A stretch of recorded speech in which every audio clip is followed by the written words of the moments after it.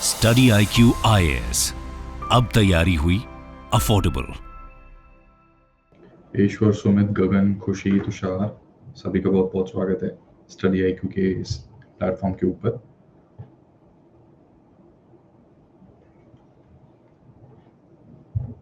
Good evening सभी को, आस्था, welcome to the portal. ठीक है, तो पढ़ लिया था कल टेबल सभी ने? Have you people gone through the table?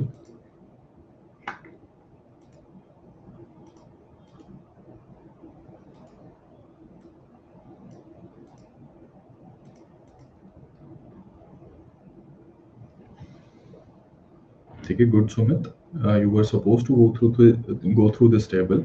और इसमें आप ये याद रखना कि जैसे जैसे हम फ्रीडम स्ट्रगल की कहानी में आगे बढ़ेंगे वैसे वैसे हमें कांग्रेस के सेशंस के बारे में और काफी सारी इंपॉर्टेंट चीजों के बारे में धीरे धीरे पता लगता रहेगा।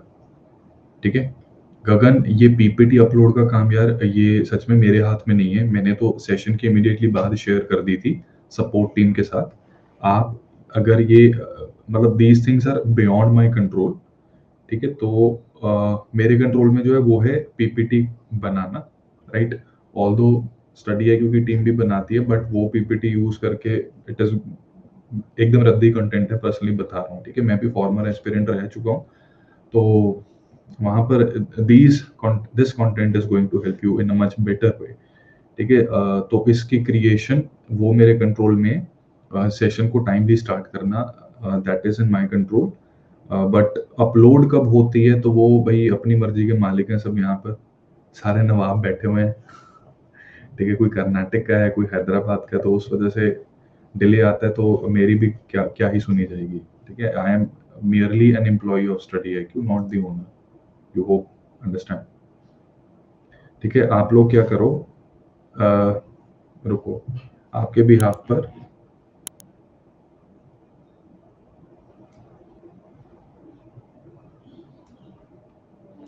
ठीक है, ये गलत है। आपके भी हाथ पर मैं कम्युनिकेट जरूर कर देता हूँ।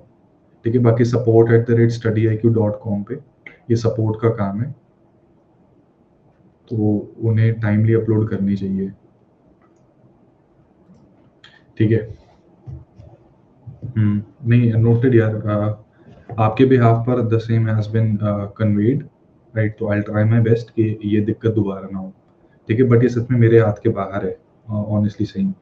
तो कल आपने कांग्रेस सेशंस का ये table, I am very sure you people must have studied this table, right. But इसमें बात ये है कि दो तरह के मेथड होते हैं जब भी हम किसी कंटेंट को पढ़ते हैं। एक, इस टेबल को पढ़ना।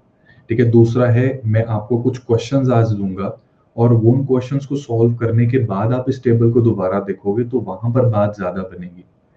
ठीक है, मैं कुछ क्वेश्चन आपको शेयर करता हूं कि इस टेबल के बेसिस पे किस तरह के क्वेश्चन पूछे जा सकते हैं। Once you see those questions, तो फिर आपको जो पढ़ रहे हो तो उसका ये पता रहेगा कि इसकी सिग्निफिकेंस क्या है, रेलिवेंस क्या है, and then only you will be in a position कि आप उसे थोड़ा बेटर पढ़ पाए। ठीक है, अब इसमें क्लियरली आपको ये चीज बता दूं कि इसमें देखो कुछ बहुत ज्यादा समझाने वाला नहीं है। हमारा पूरा फ्रीडम स्ट्रगल अभी चलेगा जब, तो उसमें जैसे जैसे कांग्रेस के सेशंस आएंगे तो उनकी सिग्निफिकेंस, उनके प्रेसिडेंट, उनका वेन्यू, राइट, और उनकी मेजर आउटकम्स वो हम साथ साथ करते रहेंगे। ठीक है, ये टेबल दे दिया है जो कि आपको क्विकली रेडी रेफरेंस तरीके से इन सारी चीजों को रेफर करने में और इन सारी चीजों को याद करने में हेल्पफुल रहेगा। ठीक है, तो this is the situation here. ठीक है, तो क्वेश्चन से स्टार्ट करते हैं आज के सेशन को भी। Let us start with the question, right. So is everyone ready for the question? कुछ क्वेश्चंस की प्रैक्टिस करें, 3-4 क्वेश्चंस की प्रैक्टिस करते हैं, उसके बाद फिर हम अपने सेशन को स्टार्ट करेंगे। ठीक है, let's practise the questions, 3 to 4 questions let's practise and then we will start the question. ठीक है, तो ऑडियो क्लियर है? ऑडियो में कोई आई होप दिक्कत ना हो। I hope there is no problem in the audio. ठीक है, थोड़ी आवाज मेरी हल्की सी रहेगी, थोड़ा नीचे, थोड़ा बहुत ज्यादा जोर लगा के मुझसे नहीं बोला जाएगा। एडवांस में ही उसके लिए मैं अपोलोजाइज करता हूँ। ठीक है, not feeling that well right now. ठीक है, तो आपका पहला क्वेश्चन ये है। इस तरह का क्वेश्चन आप अपने एग्जाम में भी एक्सपेक्ट कर सकते हैं। आपके सामने 3 स्टेटमेंट्स हैं, ठीक है, and you have to select the correct answer to this question, ठीक है। पहली स्टेटमेंट कह रही है that the first 4 sessions of the Congress they were presided by a Hindu, a Parsi, a Muslim and a Christian respectively, ठीक है। तो true false करके मुझे बताइए पहली स्टेटमेंट क्या स्टेटस रहेगा इसका। Will this statement be true और फॉल्स? तो फर्स्ट सेशन हुआ था 1885 में। What was the venue? The venue was Bombay. Who was the president? W C Banerjee, ठीक है। ये हो गया पहला सेशन, तो हिंदू प्रेसिडेंट है। सेकंड सेशन हुआ था 1886 में। What was the venue? The venue was Calcutta and the president was Dadabhai Naoroji, right, he is a Parsi. तो यहां तक भी ये ट्रू है। थर्ड सेशन हुआ था 1887 में। 1887 का सेशन कहां पे हुआ था? Where was 1887 session conducted?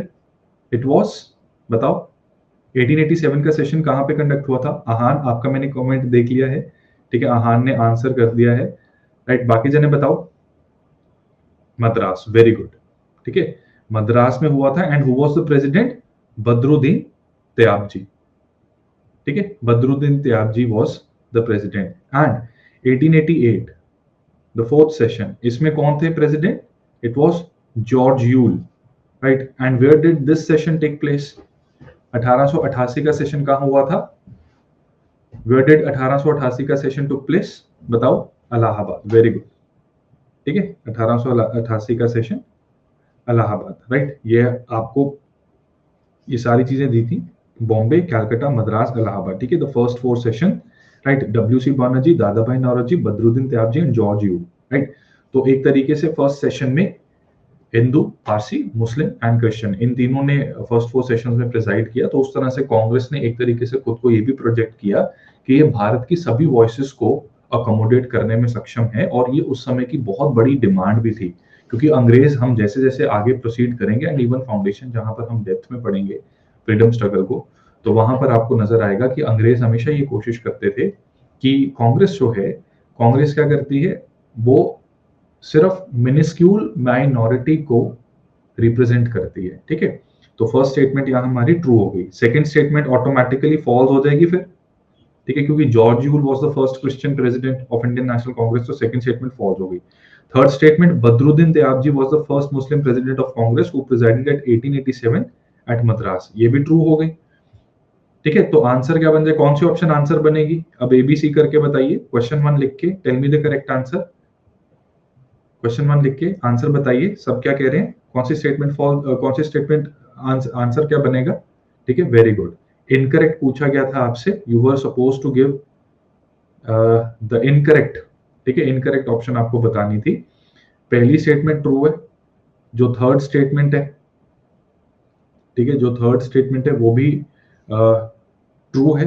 It is only the second statement that is true only which is incorrect, ठीक है। तो पहले का आंसर डी बन जाएगा, ठीक है, इसको ठीक कर लो, D, clear. I am not able to see the screen clearly, although I am sitting in high speed internet. Prateek, kindly refresh your screen once. You will be able to see it clearly then.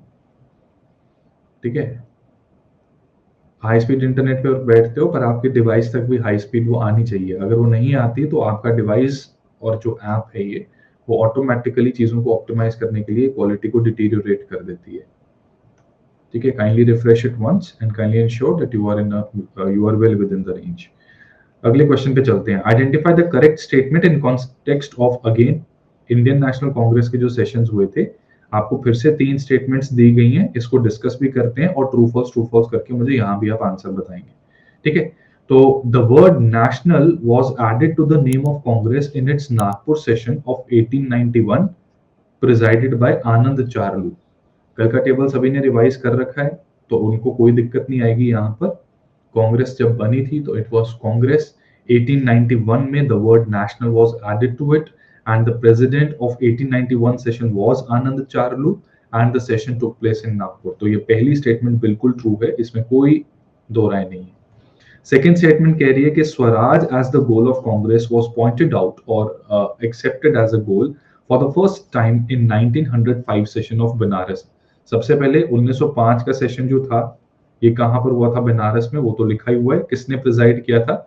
Who presided this session? यहां लिख देता हूं ताकि आपको नजर आ जाए। It was presided by Gopal Krishna Gokhale. ठीक है, जीके गोखले या गोपाल कृष्ण गोखले। राइट, इस सेशन के अंदर बंगाल पार्टीशन को कंडेम जरूर किया गया था, बंगाल पार्टीशन को कंडेम जरूर किया गया था, लेकिन स्वराज के लेकर कोई क्लैरिटी नहीं दी गई थी। ये 1906 का सेशन जो हुआ था कहां पर हुआ था? Where did 1906 session took place? 1906 का सेशन कहां हुआ था? कलकत्ता में। कौन थे प्रेसिडेंट? दादा भाई नौरोजी।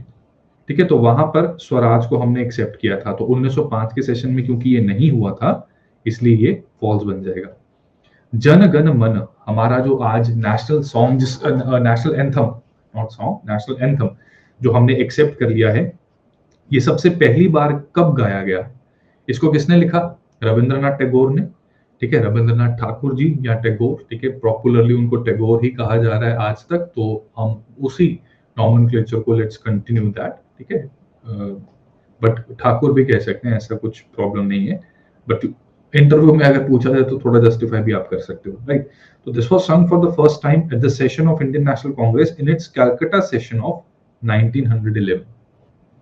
ठीक है, 1911 में कलकत्ता सेशन में, ठीक है, कलकत्ता सेशन में इसको गाया गया था। प्रेसिडेंट कौन थे इस सेशन के? भीषण Narayan Das. The president was भीषण नारायण दास। रिकॉल कर पा रहे हो? Very good Vaishnavi, excellent. Vaishnavi recall कर पाई थी कि प्रेसिडेंट कौन थे। ठीक है, तो भीषण नारायण दास ये प्रेसिडेंट थे। तो ये स्टेटमेंट भी हमारी ट्रू हो गई। तो फर्स्ट एंड थर्ड ट्रू है। ठीक है, फर्स्ट एंड थर्ड ट्रू है एंड सेकंड हमारी फॉल्स है। ठीक है, तो इसमें ये ऑप्शन, इसको बी को ठीक कर देना चाहिए था। ठीक है, दिस शुड बी 1। तो इसमें आंसर क्या बन जाएगा? Option B. I will correct this before sharing it with you guys, that is before sharing it with support team। ठीक है, अच्छा धर है, रुको, ठीक है, माय मिस्टेक, भीषण नारायण धर है।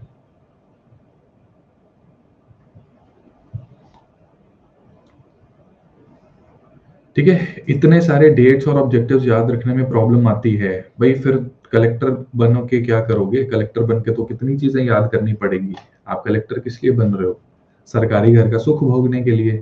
लाल बत्ती, लाल बत्ती नहीं, आजकल बत्ती थोड़ी चेंज कर दी गई है। क्या सिर्फ उसमें घूमी घूमी करने के लिए आप कलेक्टर की तैयारी कर रहे हैं, आईएएस की तैयारी कर रहे हैं? ठीक है, 4-6 बॉडीगार्ड आपको चाहिए, आप इसलिए तैयारी कर रहे हो?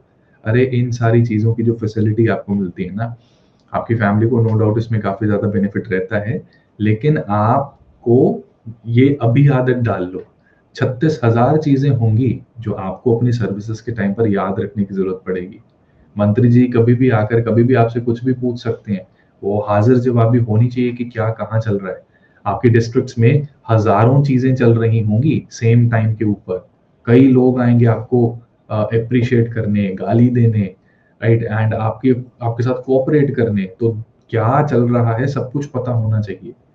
ठीक है, अगर अभी मुश्किल लग रहा है तो मेहनत करो, धीरे धीरे ये चीजें आसान बन जाती है। स्टार्टिंग में तो मुश्किल ही लगेंगी, क्योंकि हमें स्कूल एजुकेशन हमारी ये हालत हो गई है, आपको पता है। ठीक है, स्कूल एजुकेशन ने हम एक तरीके से ना हमें कम मेहनत करने की आदत थोड़ी सी डल जाती है कई बार स्कूल में। या तो प्रॉब्लम हम में है या फिर स्कूल के सिस्टम में है।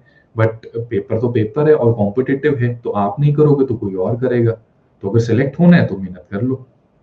ठीक है, Durgesh, as told to you earlier as well, PPT after class मैं प्रोवाइड कर देता हूं। ये स्टडी है क्योंकि सपोर्ट टीम है, स्टडी है क्योंकि मैनेजमेंट है जिसका काम है कि ये आप तक टाइमली पहुंचे। बट क्योंकि जब तक हमारी क्लास खत्म होती है तब तक वो घर चले जाते हैं, इसलिए वो अगले दिन फिर भेजते हैं। ठीक है, मेहनत का कोई ऑल्टरनेट नहीं है।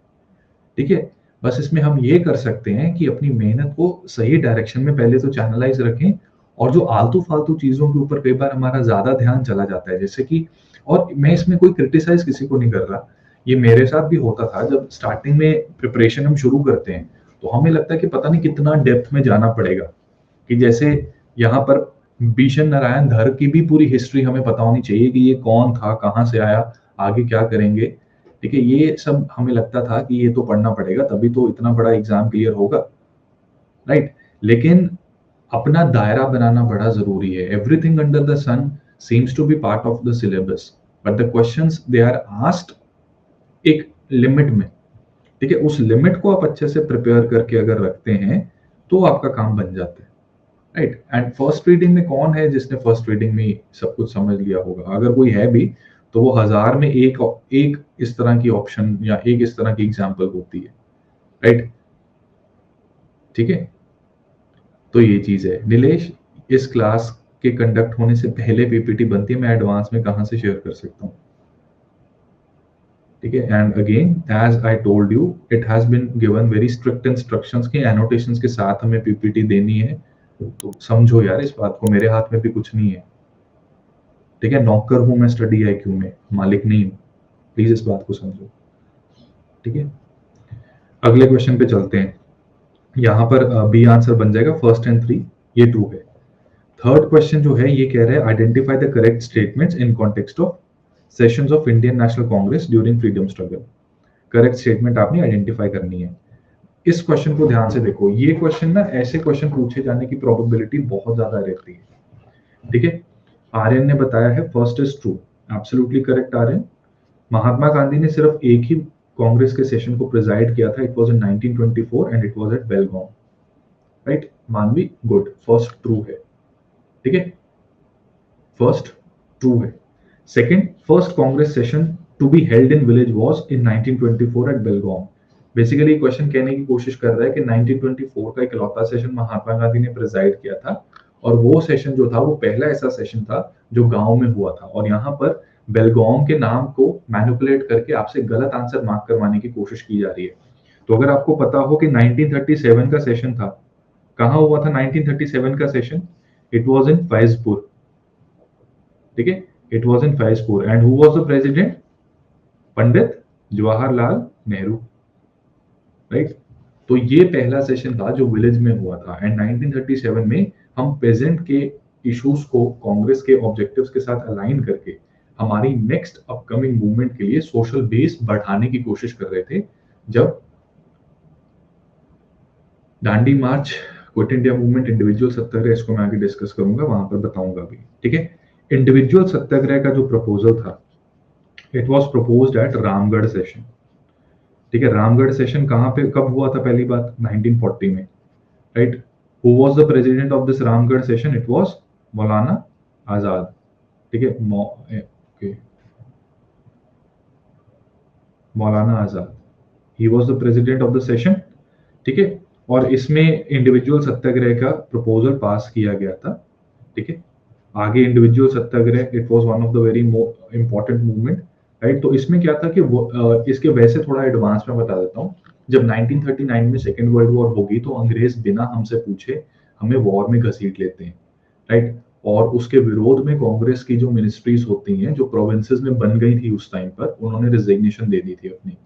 तो कांग्रेस क्योंकि एक पॉलिटिकल एंटिटी की तरह काम करना स्टार्ट हो गई थी और लोगों की वेलफेयर के ऊपर उनका काम चल रहा था, उनको एक्सपेक्टेड नहीं था कि वॉर हो जाएगी और हमें एक मूवमेंट लॉन्च करनी पड़ सकती है। तो इसलिए लिमिटेड लेवल पर सत्याग्रह को स्टार्ट करने का फैसला किया गया, जिसका डिसीजन, ठीक है, जिसका डिसीजन जो है कहाँ पर लिया गया? रामगढ़ सेशन में। ठीक है, it was taken in Ramgarh session. ठीक है, प्रेजाइडेड बाय मौलाना आजाद। ठीक है, क्लियर है एवरीवन? तो ये भी ट्रू है। ठीक है, this is true. So answer क्या बनेगा इसका? करेक्ट स्टेटमेंट हमसे पूछिए, whoever asked the correct statement। ठीक है, answer will be option D. C क्यों बता रहा है कोई? किसी ने सी आंसर मार्क किया। ठीक है, Prateek, why have you marked C as the answer? Apologies for the pause. ठीक है, इस सिस्टम में थोड़ी सी दिक्कत आ रही थी। I hope now things are clear. ठीक है, ऑडियो वीडियो अगर क्लियरली सुनाई दे रहे हैं सभी को तो एक बार क्लियर एंड प्रोसीड टाइप कर दीजिए। ठीक है, 1 and 3 is the correct answer.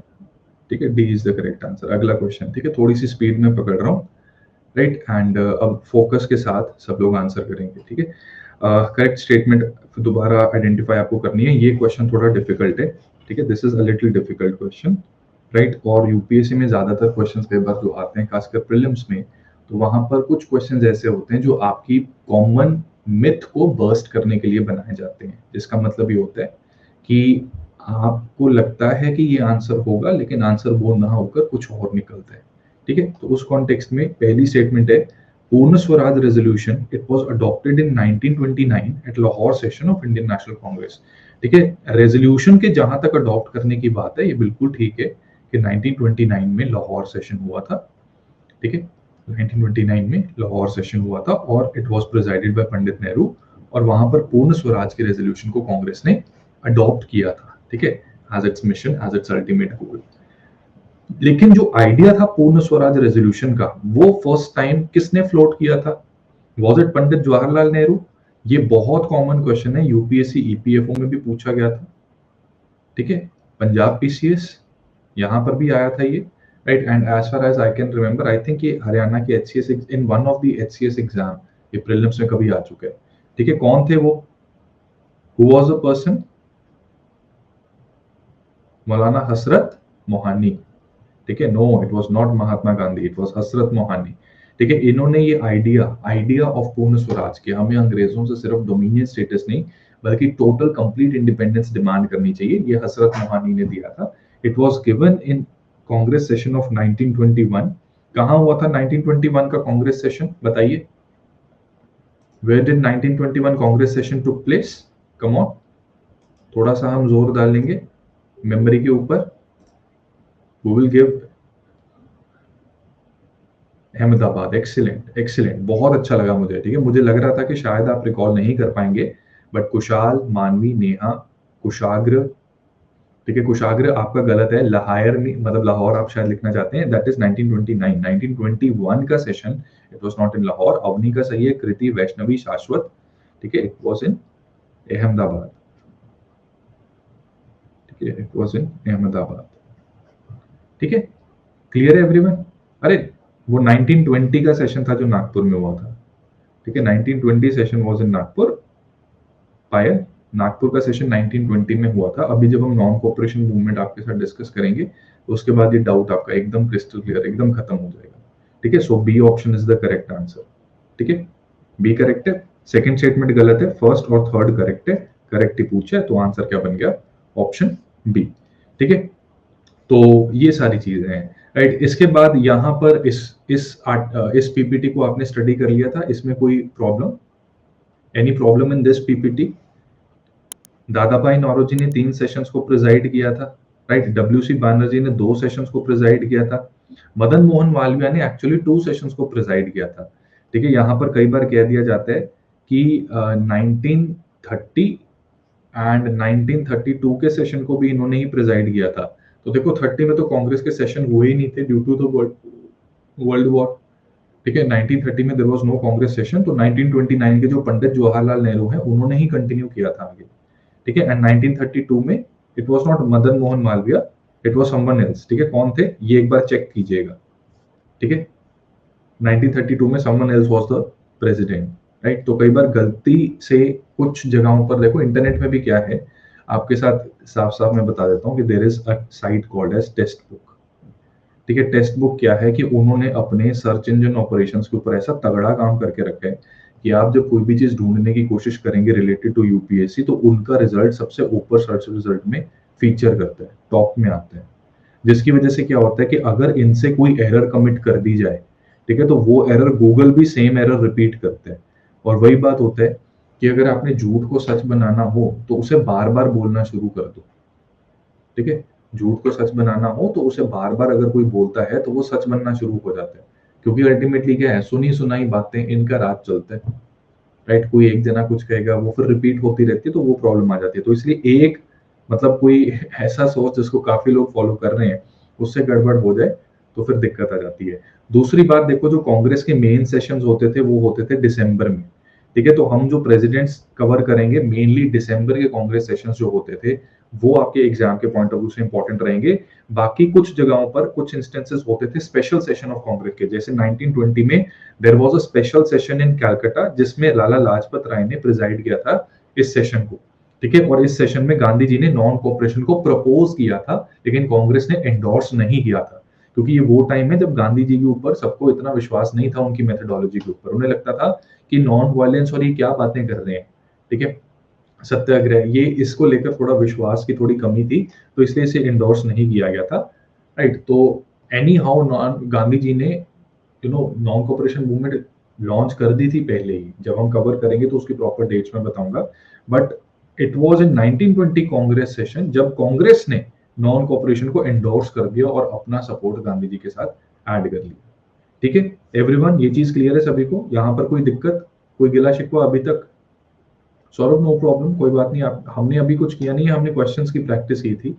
ये क्वेश्चंस आपको पीडीएफ में मिल जाएंगे। इन क्वेश्चंस का ऑब्जेक्टिव ये है कि जो मैंने कल कांग्रेस के सेशंस के टेबल आपको दिए थे, आप उनको पढ़ तो रहे हो, लेकिन जब पता रहेगा कि किस तरह के क्वेश्चन एक्सपेक्ट किए जा सकते हैं, तो उससे क्या है कि फिर टेबल को उसमें क्या मेमोराइज करना है और क्या चीज समझ के हमने आगे बढ़ना है, वो थोड़ा बेटर हो जाता है, ठीक है। एवरीवन, ऑडियो वीडियो क्लियर है ना? कोई दिक्कत तो नहीं आ रही? बता दो यार। एकदम खामोशी हो जाती है तो तब भी मुझे लगना शुरू हो जाता है कि कोई प्रॉब्लम ना हो टेक पॉइंट ऑफ व्यू से, ठीक है। चलो आगे चलते हैं। नाउ एवरीवन, आप फोकस कीजिए अब जो बोर्ड के ऊपर आपको अब नजर आएगा, ठीक है, आप उस पर फोकस करेंगे। थोड़ी सी स्पीड को इंक्रीज करें, नहीं तो ऐसे आपको पता ही 11 दिन में how is it possible to cover the entire modern history, but still we will try it anyhow, ठीक है। तो अब ऐसा क्या है कि जो इनिशियल अप्रोच थी कांग्रेस के लीडर्स की, it was a moderate approach. और मॉडरेट अप्रोच रखने के पीछे कारण यही था and basically they did not want to raise suspicion among British कि हम एक नेशनलिस्ट पार्टी हैं और हम कुछ गड़बड़ करने वाले हैं। अंग्रेजों को इनसिक्योर नहीं फील करवाना चाहते थे, ठीक है, क्योंकि अंग्रेज अगर स्टार्टिंग में ही कांग्रेस को लेकर बहुत ज्यादा अलर्ट होना शुरू हो जाएंगे तो it can lead to its demise, ठीक है, जो कि बेसिकली लॉर्ड कर्जन को समझ भी आ गई थी कि कांग्रेस जो है वो उनके इंटरेस्ट के अगेंस्ट अब जाना शुरू हो गई है, तो उन्होंने कोशिश की भी, ठीक है। तभी 1906 में हम देखते हैं कि मुस्लिम लीग का जन्म होता है टू काउंटर कांग्रेस, राइट। तो इसलिए स्टार्टिंग में सबने कहा कि मॉडरेट अप्रोच ही हम फॉलो करेंगे।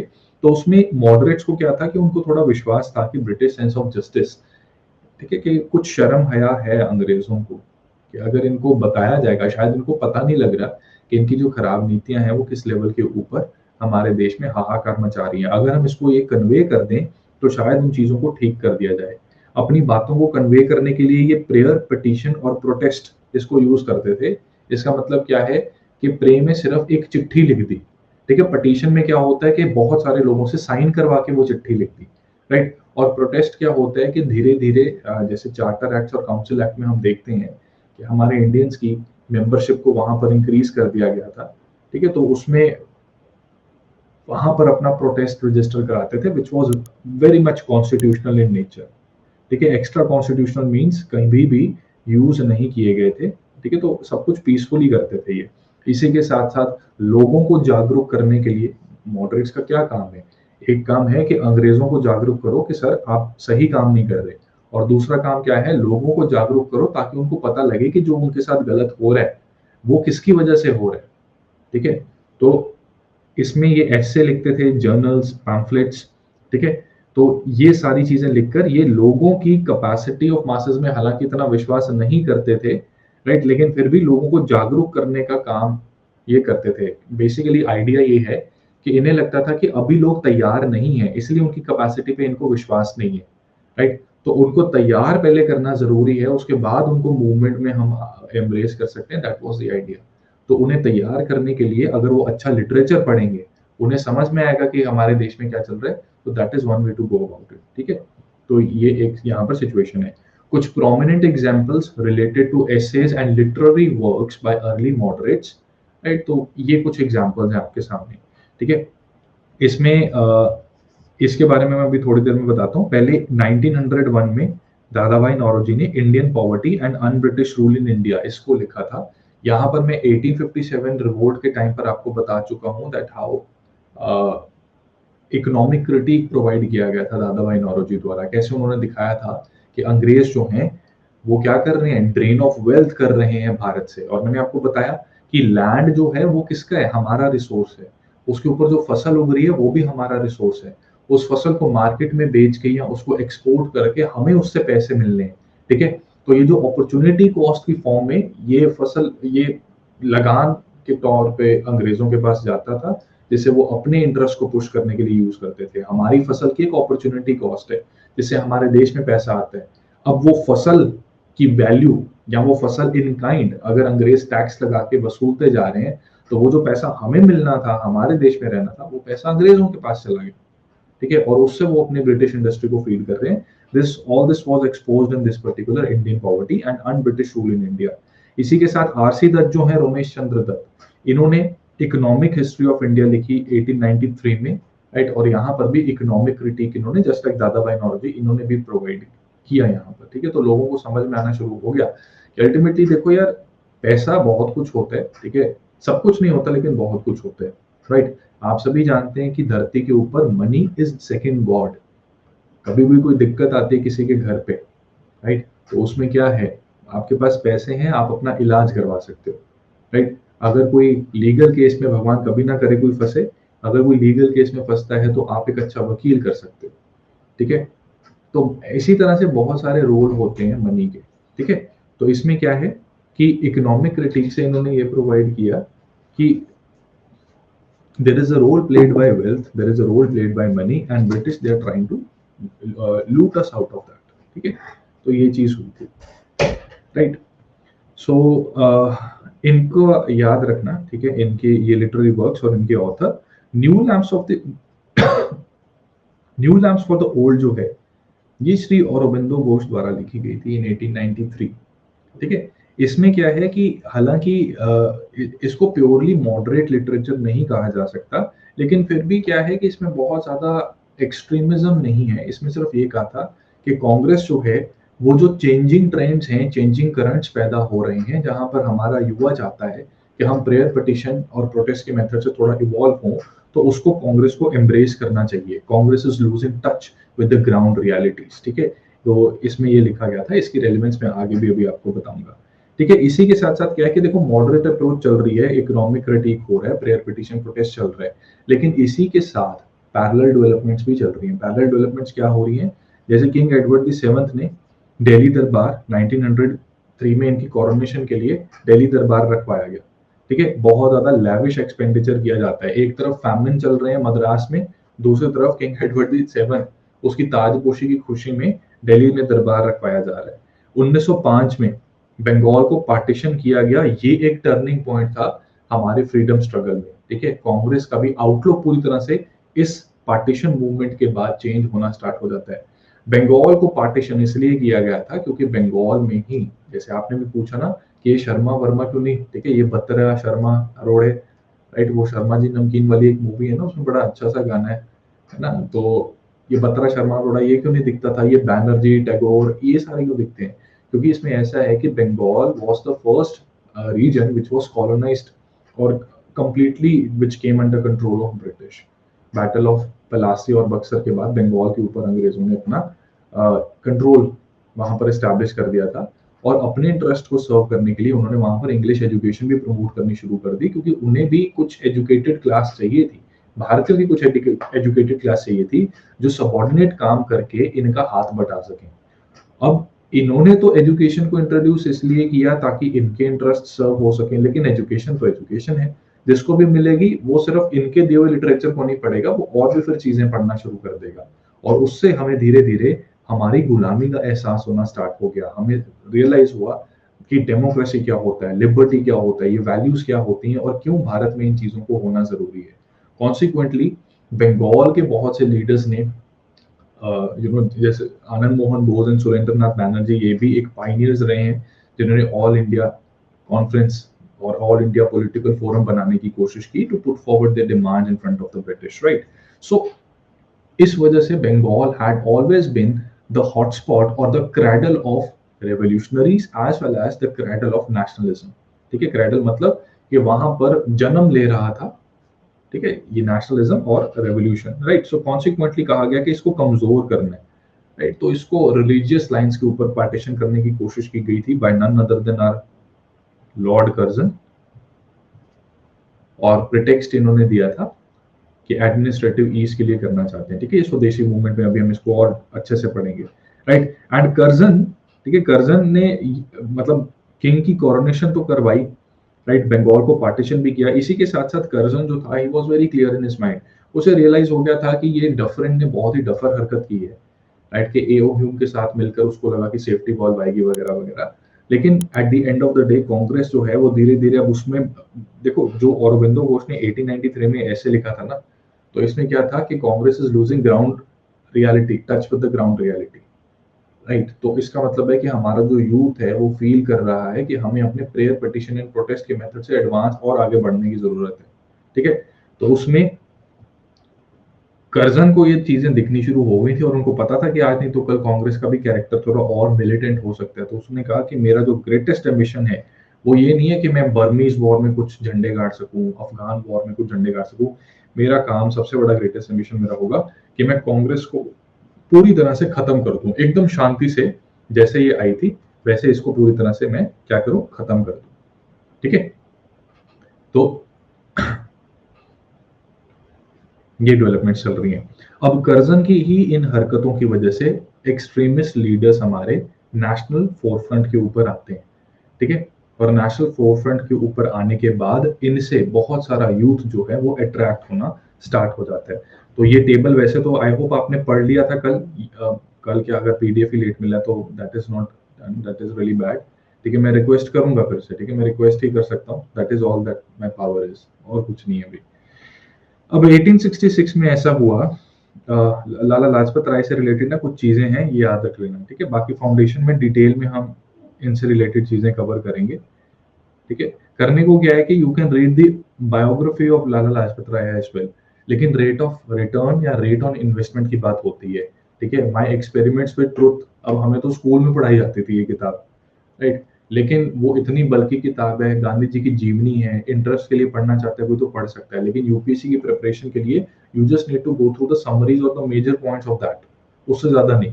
और उसमें कई कंट्रोवर्शियल बातें भी हैं जो चाय की चुस्कियों के साथ सुनने करने में बड़ा मजा आता है।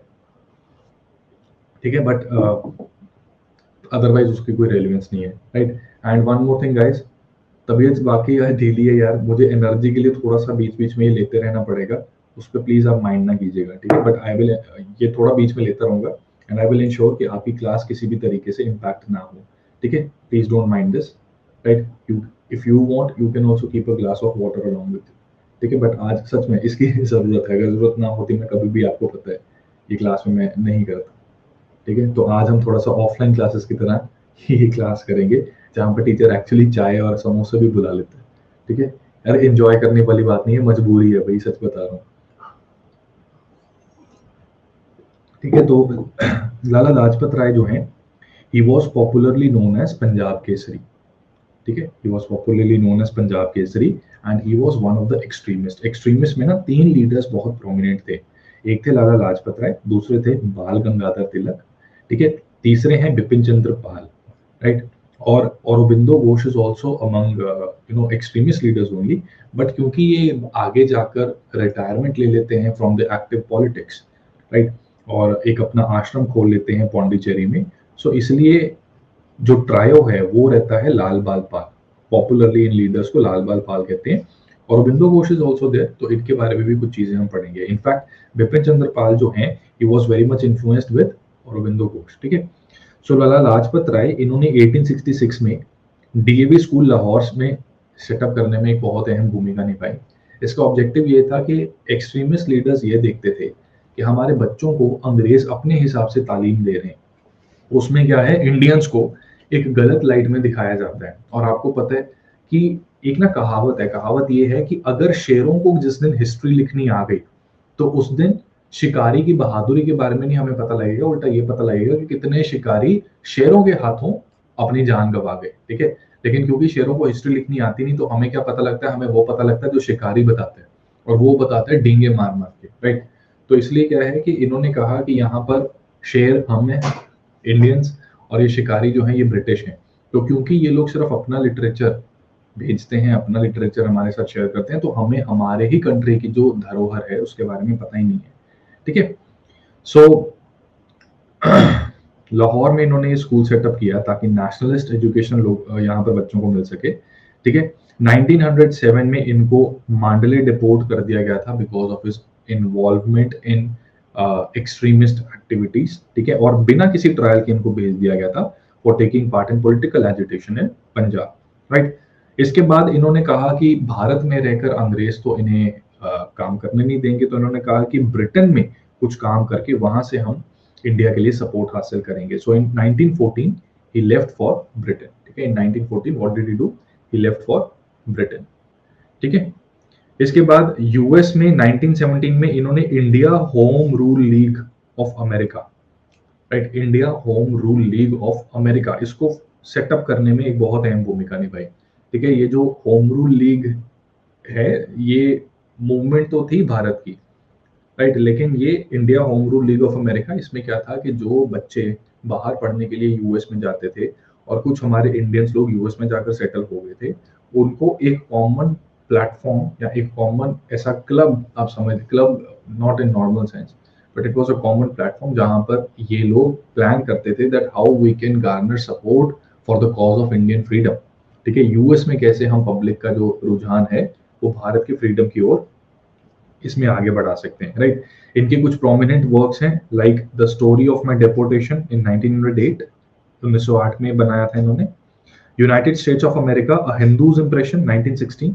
ठीक है, तो एक वेस्टर्न सोसाइटी को हिंदू के पर्सपेक्टिव से देखा जाए तो उसके बारे में यहाँ पर कुछ टिप्पणी इन्होंने की थी।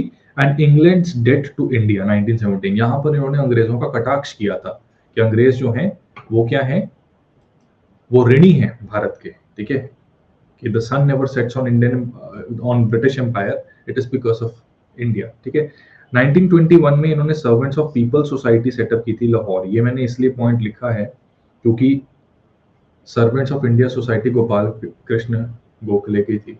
ठीक है, तो इनकी थी servants of people society at Lahore. तो कई बार कंफ्यूज करने के लिए पूछ लिया जाता है, ये मैंने अपने प्रीलिम्स के नोट्स में ऐड की थी इन्फॉर्मेशन, तो इसलिए आपको यहाँ पर दे दी है। इसके बाद साइमन कमीशन के टाइम पर ये पॉलिटिकल एजिटेशंस लाहौर में लीड कर रहे होते हैं, जहां पर लाठीचार्ज की वजह से इनकी डेथ हो जाती है और इनकी डेथ को अवेंज करने के लिए Bhagat Singh along with his comrades वो सॉन्डर्स का मर्डर कर देते हैं। ठीक है, उन्होंने स्कॉट को मारना होता है बट सॉन्डर्स का मर्डर करते हैं। ये अलग कहानी है, ये आगे रेवोल्यूशनरी स्ट्रगल में हम इसको कवर करेंगे। बाल गंगाधर तिलक की बात करें तो जैसे पंजाब केसरी कहा जाता है लाला लाजपत राय को, Bal Gangadhar Tilak was popularly known as father of Indian unrest. और ये टाइटल किसने दिया था? This title was given to him by a journalist, British journalist, ठीक है, नोन एज वैलेंटीन चिरोल। ठीक है, and Bal Gangadhar Tilak he did not like this title, और वैलेंटीन चिरोल के खिलाफ केस करने के लिए ये होम रूल लीग के बाद, ठीक है, होम रूल लीग के बाद ये इंग्लैंड जाते हैं to file a case against Valentine Chirol. ठीक है, एनीवेज इनको popularly father of Indian unrest कहा जाता है and he was the one जिन्होंने इस स्लोगन को बहुत पॉपुलराइज किया that Swaraj is my birthright, कि स्वराज मेरा जन्म सिद्ध अधिकार है और इसको मैं लेकर रहूंगा। 1880 में इन्होंने न्यू इंग्लिश स्कूल बनाया था जो आगे जाकर फर्गसन कॉलेज बनता है पुणे में, और इनके 2 वीकली अखबार थे जिसके थ्रू ये अपने क्रांतिकारी विचारों को लोगों तक पहुंचाते थे। एक था केसरी, ये मराठी में था, और एक था महारत। ठीक है, महारत या महारट्टा उसको कहते हैं या महारत बोलते हैं। ठीक है, this was in English, right. अब इसको याद करने का तरीका क्या है? ये बड़ा common question state PCS and UPSC भी किसी टाइम पे पूछा करती थी। आजकल थोड़े डिफिकल्ट क्वेश्चन पूछना शुरू हो गए यूपीएससी, बट किसी टाइम पे पूछा जाता था कि केसरी जो है, ठीक है, it is in which language. ठीक है, तो केसरी महारट्टा, महारट्टा सुन के लगता है ना, सुनने में कि मराठी में लिखा होगा ये, बट ये याद रखना कि इट इज उल्टा। तो महारट जो है ये इंग्लिश लैंग्वेज में है और केसरी जो है वो मराठी में है। Just like rice and wheat, rice देख के लगता है कि ये राबी क्रॉप होगी, कि R for rice R for rabi, but ये उल्टा है। ठीक है, और व्हीट जो है वो देख के लगता है कि वो खारिफ होगी, तो wheat is rabi crop, rice is kharif crop. ठीक है, right, yes you are correct, thank you Aniruddh. ये 1886 कर दो इसे, अच्छा वो बता दिया, मेरा भी ध्यान नहीं गया, 1886। ठीक है, अब औरबिंदो घोष के बारे में पढ़ने से पहले आपको बिपिन चंद्र पाल के बारे में बताते हैं। तो जैसे लाला लाजपत राय को पंजाब केसरी, बाल गंगाधर तिलक को फादर ऑफ इंडियन अनरेस्ट कहा जाता था, उसी तरह से Bipin Chandra Pal was popularly known as father of revolutionary thoughts in India। ठीक है, क्योंकि रेवोल्यूशनरी थॉट्स क्यों कहते थे, क्योंकि इन्होंने काफी सारी बुक्स और काफी सारे न्यूज़पेपर्स में अपने विचारों को व्यक्त किया, जो आम जनता जिनके साथ, ठीक है, आम जनता जिनके साथ क्या है, लिंक कर पाती थी, एसोसिएट कर पाती थी, right. So to prominent newspapers with which Bipin Chandra Pal was associated, ये थे the independent and the Democrat, right. इनकी कुछ अचीवमेंट्स एंड इनकी कुछ कॉन्ट्रीब्यूशंस और इनकी लाइफ के कुछ पहलू जो फ्रीडम स्ट्रगल के साथ एसोसिएटेड हैं, वो क्या है कि ये भी just like Lala Lajpat Rai and Bal Gangadhar Tilak, he was an eminent radical of his time. इन्होंने इनकी शादी हो रखी थी पहले, but his first wife she died. तो जो सेकंड मैरिज इन्होंने की वो एक विधवा से की थी, और उस समय में आप जानते हैं कि हमारी सोसाइटी काफी ज्यादा क्या थी, कंजर्वेटिव थी। ठीक है, our society was way too conservative. So for that reason क्या हुआ, इन्होंने अपनी फैमिली ने अपोजिशन की, तो इन्होंने अपनी फैमिली के साथ सारे संबंध जो थे वो तोड़ दिए थे। इनकी एजुकेशन प्रेसिडेंसी कॉलेज में हुई थी, लेकिन ये अपनी एजुकेशन पूरी तरह से कंप्लीट नहीं कर पाए, जिसके बाद एक स्कूल के हेडमास्टर के तौर पे इन्होंने काम किया, और वहां पर भी बच्चों को नेशनलिस्ट थॉट्स प्रोपेगेट करने में, उनके अंदर नेशनलिस्ट थॉट्स इंकलकेट करने में इन्होंने अपनी अहम भूमिका निभाई थी। कैलकाटा की पब्लिक लाइब्रेरी में इन्होंने कुछ देर लाइब्रेरियन के रूप में काम किया, and it was at this point while working as a librarian, जब इनकी मुलाकात कुछ हमारे नेशनलिस्ट लीडर्स के साथ हुई, जिसमें सुरेंद्रनाथ बैनर्जी, ठीक है, ये वही सुरेंद्रनाथ बैनर्जी हैं जिन्होंने सिविल सर्विसेज के अगेंस्ट जो रूल्स चेंज हो रहे थे बहुत ज्यादा, उनको प्रोटेस्ट किया था, राइट। तो सुरेंद्रनाथ बैनर्जी, इनके साथ इनकी मुलाकात होती है, along with Shivnath Shastri and B K Goswami, ये दूसरे नेशनलिस्ट लीडर्स हैं। तो इनके साथ बातें करके, इनसे इन्फ्लुएंस होके, he decides to take up politics as a career। ठीक है, पॉलिटिक्स का मतलब टिपिकल सेंस में पॉलिटिक्स नहीं, जैसे आजकल पॉलिटिक्स चलती हैं, ये पॉलिटिक्स उस जमाने की चल रही है जहां पर फ्रीडम स्ट्रगल में आप अपनी कंट्रीब्यूशन करते थे, राइट। इनकी कांग्रेस के साथ जो एसोसिएशन है, ठीक है, इन्होंने कांग्रेस जो है वो 1886 में ज्वाइन की थी।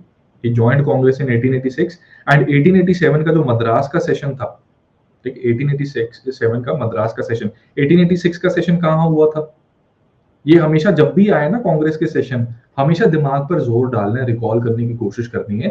ऐसे बार बार करते रहोगे तो ये सेशंस याद होने स्टार्ट हो जाएंगे। 1886 का सेशन कहाँ हुआ था, कलकत्ता में। किसने प्रिजाइड किया था, दादाजी ने, दादा भाई नौरोजी, राइट। 1887 का सेशन ये कहाँ पे हुआ था, मद्रास में, ये तो पता है। And who presided 1887 session, who presided 1887 session, बताइए।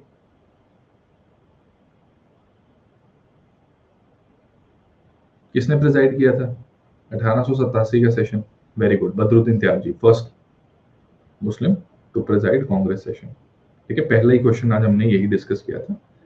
ठीक है, एक्सीलेंट, राइट। तो 1887 के सेशन में इन्होंने अपनी स्पीच एक दी थी, और उस स्पीच के अंदर आर्म्स एक्ट के अगेंस्ट इन्होंने काफी ज्यादा अपने विचार व्यक्त किए, और उसको कहा था कि ये बहुत ही अनडेमोक्रेटिक और डिस्क्रिमिनेटरी लॉ है, जहां पर सिर्फ इंडियंस को प्रिवेंट किया जाता है to carry arms, while it is allowed for the British or Europeans, right? So ये इनकी कुछ बेसिक कॉन्ट्रीब्यूशंस है। इसी के साथ औरबिंदो घोष ने क्या किया था, इनकी कॉन्ट्रीब्यूशंस की अगर मैं थोड़ी सी बात करूं, ठीक है, let me disappear for a while. ठीक है, आप स्क्रीन्स के ऊपर अब ध्यान दीजिएगा। ठीक है, अगर इनकी कॉन्ट्रीब्यूशंस की बात करूं तो 1926 में इन्होंने औरबिंदो आश्रम, दैट इज ऑरोविल, इसको पुडुचेरी में सेटअप किया था, राइट। और इनमें इनके एक स्पिरिचुअल कोलैबोरेटर थे, मीर अल्फासा, इनके साथ मिलकर इन्होंने इसे सेटअप किया था। ठीक है, इसी के साथ नोबेल प्राइज इन लिटरेचर में 1943 में ये नॉमिनेट हुए थे, जीते नहीं थे, सिर्फ नॉमिनेट हुए थे। एंड 1950 में नोबेल प्राइज इन पीस में इनको नॉमिनेट किया गया था। इन्होंने मॉडरेट पॉलिटिक्स का एक बहुत ही सिस्टमैटिक क्रिटिक प्रोवाइड किया था इन अ सीरीज ऑफ आर्टिकल, जिनका टाइटल था new lamps for the old, जिसको भी हमने पढ़ा है। ठीक है, तो इनिशियली इन्होंने भी बेसिकली कांग्रेस के मॉडरेट ट्रेंड से परेशान होकर ये आर्टिकल्स लिखे थे, बट ग्रेजुअली हुआ ये कि इनके ऊपर ना मनिकतला बॉम्ब फैक्ट्री, ये एक रेवोल्यूशनरी इंसिडेंट हुआ था। ठीक है, we will study it in detail in foundation only. तो वहां पर क्या था कि औरोबिंदो घोष के ऊपर भी इल्जाम लग गया था, ठीक है। बरिंदर कुमार घोष कहा जा रहा था कि वो करता धरता है, औरोबिंदो घोष के ऊपर भी इल्जाम लगा, but he was defended well, right. And सबूतों के अभाव में क्या है कि जेल जाने से बच गए, ठीक है। तो कॉन्सिक्वेंटली उस इंसिडेंट के बाद इन्होंने एक्टिव पॉलिटिक्स से एक तरीके से रिटायरमेंट ले ली, एंड 1926 में इन्होंने अपना आश्रम सेटअप कर दिया, ठीक है। So this is about major extremist leaders. अब एक्सट्रीमिस्ट लीडर्स की बात करें तो इनकी जो मेथोडोलॉजी थी, ठीक है, the methodology of extremist leaders, right, ये क्या क्या था।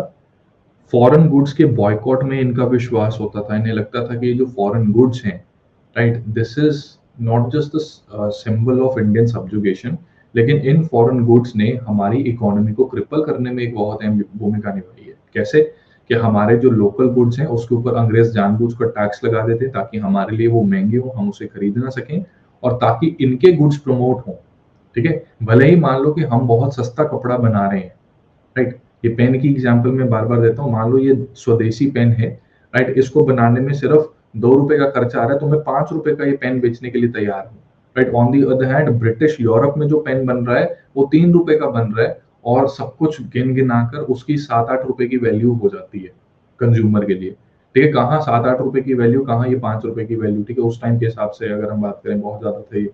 तो कॉन्सिक्वेंटली अंग्रेज अपने प्रोडक्ट्स को प्रमोट करने के लिए क्या करते थे कि 5 रुपए का भी पेन है तो उसके ऊपर 10 रुपए का टैक्स लगा दो, ताकि 15 रुपए का ये मार्केट में बिके। ऑटोमेटिकली लोग इसको फिर प्रेफर नहीं करेंगे। जब हमारी लोकल चीजें बहुत महंगी होंगी तो लोग ऑटोमेटिकली अंग्रेजों का सामान खरीदेंगे, और अंग्रेजों के पास पॉलिटिकल पावर है, उसका मिसयूज वो करते जा रहे थे। तो ऐसे क्या है कि ब्रिटिश फैक्ट्रीज जो थी उनका मुनाफा बढ़ता रहता था, राइट। तो हम ये कहते थे कि अंग्रेजों को या किसी भी पावर को इकोनॉमिकली अगर हम अटैक करेंगे तो वो हमारी एक इफेक्टिव स्ट्रेटेजी हो सकती है। देन नेशनल एजुकेशन को प्रमोट करना, दैट वाज वेरी इंपॉर्टेंट। उसी से लोग आगे तैयार होंगे and next generation of freedom fighters prepare हो सकती है। नॉन कोऑपरेशन में इनका विश्वास था, यानी कि पैसिव रेजिस्टेंस। इनका मानना था कि ये जो कोऑपरेट हम करते रहते हैं ना अंग्रेजों के साथ, कि इन्होंने आईसीएस रखवाया, हम भी जाकर पेपर दे रहे हैं, ठीक है, इन्होंने स्कूल खोले, हम जाके अंदर पढ़ रहे हैं, ये नौकरियां निकालते हैं, हम जाके करते जा रहे हैं, तो हमारी कोऑपरेशन की वजह से ही इनका रूल एग्जिस्ट कर रहा है, and it has acted like a lubricant, ठीक है, which has allowed them to work very smoothly, ठीक है। ये लुब्रिकेंट की तरह काम कर रहा है। हमें नॉन कोऑपरेशन करनी चाहिए ताकि इनका यहाँ पर शासन करना इतना मुश्किल हो जाए कि इनको मजबूरन जाना ही पड़े, राइट। इसके बाद इन्होंने कोऑपरेटिव ऑर्गेनाइजेशन में इनका विश्वास था कि एक और एक दो होते हैं, लेकिन कोऑपरेटिव ऑर्गेनाइजेशन का देखो फंडा ऐसा होता है कि एक और एक वहां पर 11 हो जाते हैं, ठीक है। तो अपने मतलब एक तरीके का आप ये समझ लो, इसको सेल्फ हेल्प ग्रुप की तरह आप समझ सकते हो, ठीक है। You can consider it as self help group, right. और हिंदू पास्ट को रिवाइव करने में और उसको उसके लेकर प्राउड फील करवाने में भी इनकी अहम भूमिका थी, ठीक है। अंग्रेजों ने हमेशा कोशिश की कि भारतीयों में हीन भावना हमेशा रहे, तो इन्होंने हमेशा ये दिखाने की कोशिश की कि एंशियंट टाइम्स में तो ये जंगलियों की तरह रहते थे, ये आग लगाकर हम हवन करते थे, और आज की डेट में साइंटिफिकली ये प्रूव हुआ है कि उस हवन सामग्री में कुछ ऐसे पार्टिकल्स और कुछ ऐसे मटेरियल होते थे जिससे क्या है कि वातावरण में शुद्धि हुआ करती थी, ठीक है। आपकी जो पोल्यूटिंग इंडस्ट्रीज है उससे बेटर इम्पैक्ट होता था एनवायरनमेंट में, लेकिन अंग्रेजों ने उसका क्रिटिसिज्म किया कि ये तो अजीब अजीब हरकतें करते हैं, ठीक है। उसको कल्ट वर्शिप इन्होंने कहने की कोशिश की थी, राइट। सिमिलरली हम जिस तरह के हमारा लाइफस्टाइल था, तो हम अपने दांतों को नमक से और चारकोल से साफ करते थे, तो अब इन्होंने कहा कि क्या जंगली लोग हैं ब्रश नहीं यूज करते। वो अलग बात है कि आज की डेट में ये कहते हैं कि क्या आपके टूथपेस्ट में नमक है, और हमारे जो टूथपेस्ट का ब्रश है उसमें स्पेशल चारकोल ब्रिसल्स हैं, ठीक है। तो हिंदू पास्ट को रिवाइव करने में इनकी एक अहम भूमिका रही थी। अब नहीं, नो नीड, इसको सेल्फ हेल्प ग्रुप बस अभी के लिए मान लो, दैट्स इट, ठीक है। तो ये इनका ऑब्जेक्टिव था। अब इसमें ना एक पॉइंट जो एमसीक्यू के कॉन्टेक्स्ट में आपसे पूछा जा सकता है कि बॉयकॉट को एज अ स्ट्रैटेजी किसने सबसे पहले बताया था, ठीक है। तो it was Krishna Kumar Mitra, one of the political leader and freedom fighter of course.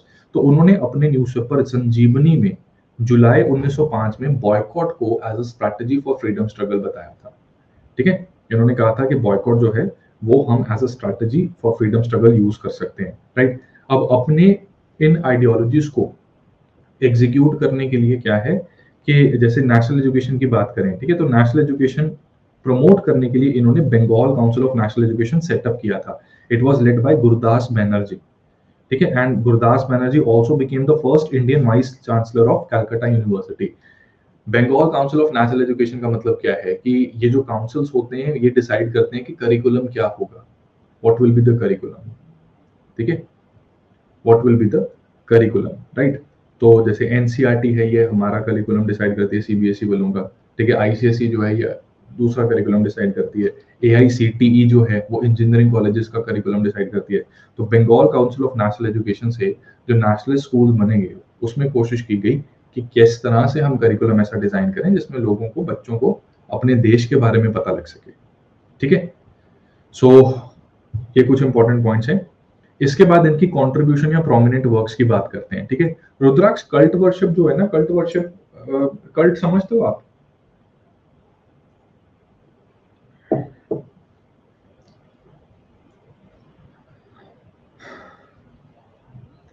आप इसको ऐसे समझ लो, तांत्रिक, नहीं नहीं कट्टर नहीं। कल्ट के देखो बहुत से मतलब हैं। हमारी जो बात है उसके कॉन्टेक्स्ट में सिर्फ इतना समझ लो कि अंग्रेजों को ऐसा लगता था कि जो हम हवन कर रहे हैं उसको ये बहुत ही पेटी प्रैक्टिसेस समझते थे, दैट्स इट। इसको जानकर क्या करोगे मुझे बताओ, पेपर में कहाँ काम आएगा ये कल्ट वर्शिप, ठीक है, पेपर में ये कल्ट वर्शिप कहाँ पे काम आएगा? 1932 के किसी भी सेशन का मेंशन आईएनसी के ऑफिशियल वेबसाइट पर भी नहीं है in the list of sessions, ठीक है अनिरुद्ध, इसलिए मैंने भी नहीं लिखा, ठीक है। इसलिए फिर आपको ये पता लग गया ना, मैंने आपको वो पॉइंट बताया कि मदन मोहन मालवीय का बता देते हैं कि 4 सेशंस को उन्होंने प्रिजाइड किया था और उसमें से एक 1932 सेशन कह दिया जाता है, तो दैट इज नॉट करेक्ट, ठीक है। तो पॉइंट हो गया हमारा बस।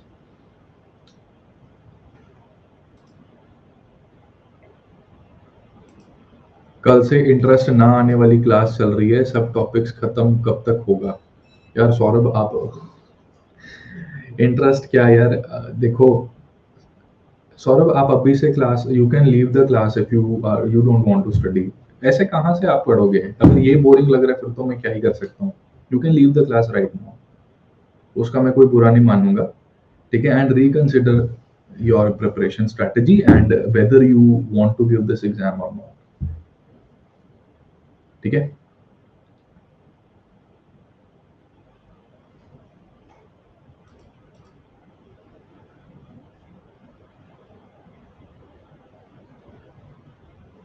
ठीक है, तो कंटिन्यू करूं मैं कि छोड़ दूं अभी, क्योंकि सच में it is taking a lot of strength for me to carry on with today's class, ठीक है। क्या किया जाए?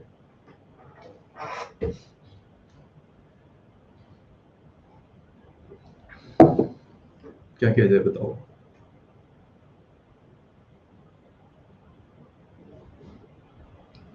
अब इसमें आप भी समझो ना यार कि देखो टाइम टेबल भी मैंने नहीं बनाया, ना ही मुझसे पूछ के बनाया यार, ठीक है। 11 डेज में only a stupid person can make a time table कि हिस्ट्री के बेसिक्स 11 दिन में हो सकते हैं। I really don't know who created this time table, but बहुत ही बचकानी और बेतुकी बात है कि 11 दिन में हिस्ट्री के बेसिक्स किए जा सकते हैं,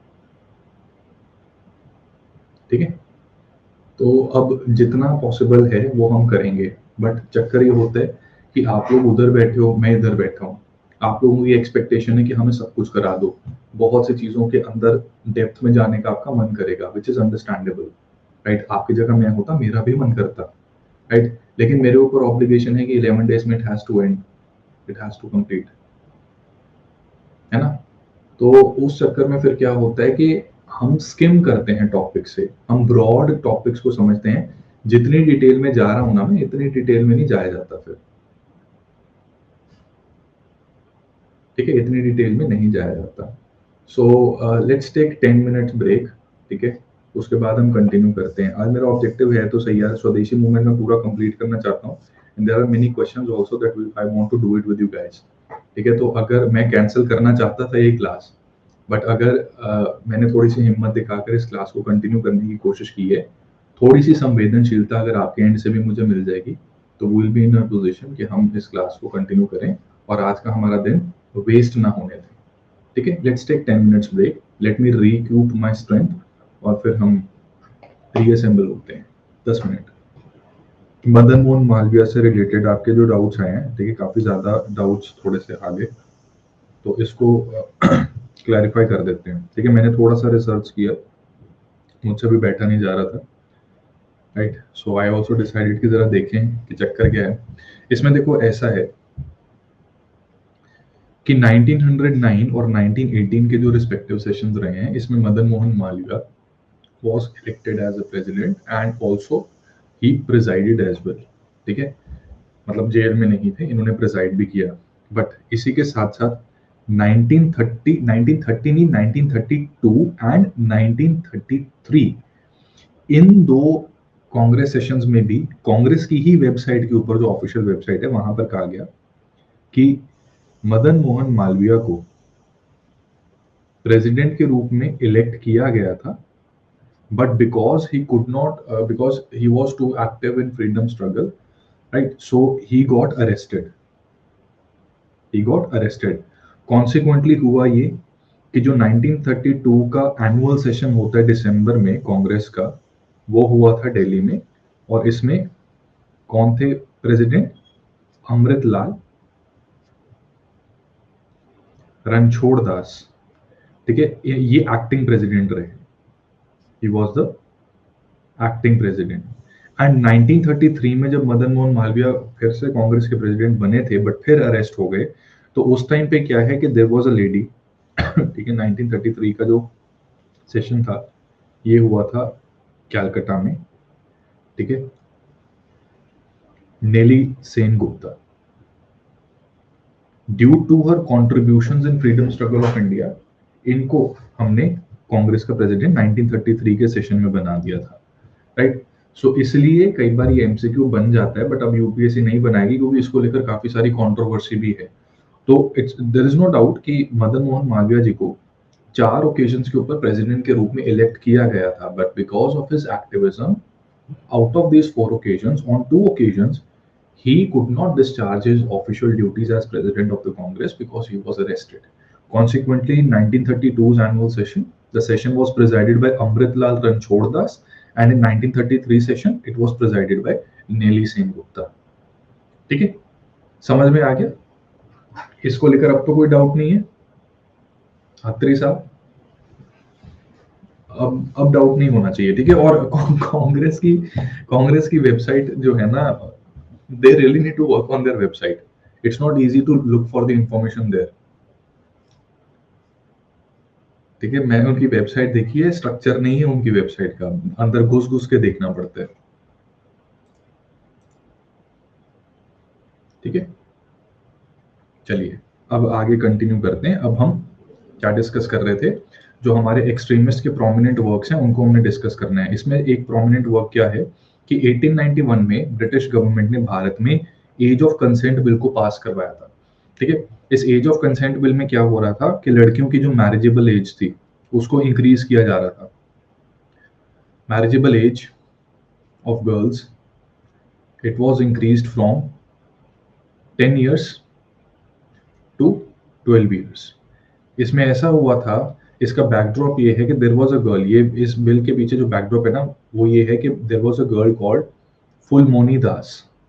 फुलमोनी दास की शादी 9 साल की उम्र में हो गई थी टू अ 35-year-old मैन, जिसने मैरिटल रेप कर दिया था इस लड़की का, जिसके बाद इसकी डेथ हो गई। ये काफी बुरी तरह से क्रिटिसाइज किया गया, और उसके बाद ब्रिटिश गवर्नमेंट ने क्या किया कि मैरिजेबल एज को 10 से 12 इयर्स कर दिया, और उसके साथ साथ काफी स्ट्रिंजेंट प्रोविजंस लगा दी कि अगर 12 साल से कम आयु में कोई लड़की की शादी करवाई जाती है, तो वहां पे पेरेंट्स को लायबल माना जाएगा, उनके ऊपर क्रिमिनल प्रोसीडिंग स्टार्ट हो सकती है। तो ऐसे में बाल गंगाधर तिलक ने इस एज ऑफ कंसेंट बिल को अपोज किया था। अब देखने में सब को लगेगा कि ये कैसे हो गया कि ये एज ऑफ कंसेंट बिल में अगर 10 से 12 साल किया जा रहा है, ये तो प्रोग्रेस की तरफ हम बढ़ रहे हैं। सो व्हाई डिड बाल गंगाधर तिलक ही अपोज्ड, राइट? तो उसके पीछे कारण ये है कि इनका मानना था कि इन लॉज की जरूरत है, लेकिन अगर ये लॉज चाहिए तो ब्रिटिश कौन होते हैं इन लॉज को हमारे ऊपर थोपने वाले? It should be Indians who need to decide on these laws, ठीक है। सो 1891 में ये डेवलपमेंट हुई। एज ऑफ कंसेंट बिल के अगेंस्ट बाल गंगाधर तिलक ने काफी अच्छा खासा सपोर्ट मस्टर किया था। 1893 में तिलक ने गणपति फेस्टिवल्स को यूज किया टू प्रोपेगेट नेशनलिज्म। आज की डेट में ट्विटर है, व्हाट्सएप है, फेसबुक है, इंस्टाग्राम है, जहां पर हमारे पॉलिटिशियंस एंड मतलब कोई भी अगर सोशल मूवमेंट भी करनी है तो अपने सोशल मूवमेंट के एम्स ऑब्जेक्टिव्स को लोगों तक पहुंचाने के लिए इन सोशल मीडिया एप्स का इस्तेमाल किया जा सकता है। लेकिन उस समय पर अगर आप अपने विचारों को मासेस तक पहुंचाना चाहते हैं तो मासेस के बीच में कैसे पहुंचोगे? कोई ऐसी जगह पे जाना पड़ेगा ना आपको जहां पर बहुत सारे लोग मौजूद हों। तो ये चीज क्या होती है, festival is one such occasion जहां पर एक जगह पे यूजुअली मंदिरों के आसपास बहुत बड़ी तादाद में लोग मौजूद रहते हैं। मेले वगैरह लगते थे पुराने समय पर, तो वहां पर लोग मौजूद रहा करते थे। तो बाल गंगाधर तिलक ने ये स्ट्रेटेजी बनाई कि जहां लोग हैं हम वहां जाकर उनकी नेशनलिज्म के प्रति फीलिंग्स को अराउज करेंगे और उनकी अवेयरनेस को भी बढ़ाएंगे। तो 1893 में इन्होंने ये चीज स्टार्ट की। 1895 में इन्होंने शिवाजी फेस्टिवल्स को भी यूज करना स्टार्ट कर दिया to stimulate nationalism among the young Maharashtrians. ठीक है, मराठी लोगों के बीच नेशनलिज्म को प्रोपेगेट करना इन्होंने स्टार्ट कर दिया।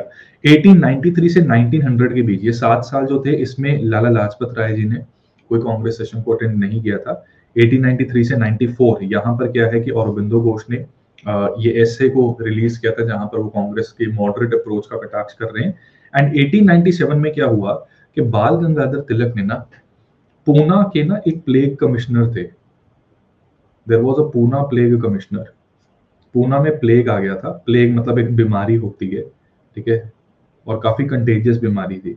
तो पूना के जो कमिश्नर साहब थे, ठीक है, ऑफिसर रैंड, राइट, तो इन्होंने क्या किया, इनके ऑर्डर से क्या है कि पुलिस को बहुत ज्यादा एक्स्ट्राऑर्डिनरी पावर्स मिली हुई थी, जिसमें ऐसी भी रिपोर्ट्स आई थी कि कुछ घरों में जो पुलिस ऑफिशियल्स थे, अब देखो डेमोक्रेटिक कंट्री में क्या है कि जब बीमारी या इस तरह की महामारी फैलती है तो लोगों को राहत दी जाती है। जो लोग इन्फेक्टेड हैं उन्हें हेल्दी लोगों से अलग रखा जाता है ताकि संक्रमण का खतरा ज्यादा ना हो। लेकिन यहाँ पर क्या किया था, रैंड और उसके आदमियों पर ये इल्जाम था कि ये घर जाके क्या करते थे, जानबूझकर महिलाओं को अलग रूम में इकट्ठा कर लेते थे और मेडिकल एग्जामिनेशन के नाम पर उन्होंने कुछ महिलाओं का ऐसे शोषण किया। राइट, तो बाल गंगाधर तिलक ने रैंड की इस अप्रोच के ऊपर और ब्रिटिश क्राउन के ऊपर भी काफी एक कटाक्ष करने वाला बहुत ही तीखा आर्टिकल लिखा था in his newspapers Kesari and Maharatna. अब इन न्यूज़पेपर्स में लिखी गई बातों को दो भाइयों ने पढ़ लिया, ठीक है, दामोदर हरि चापेकर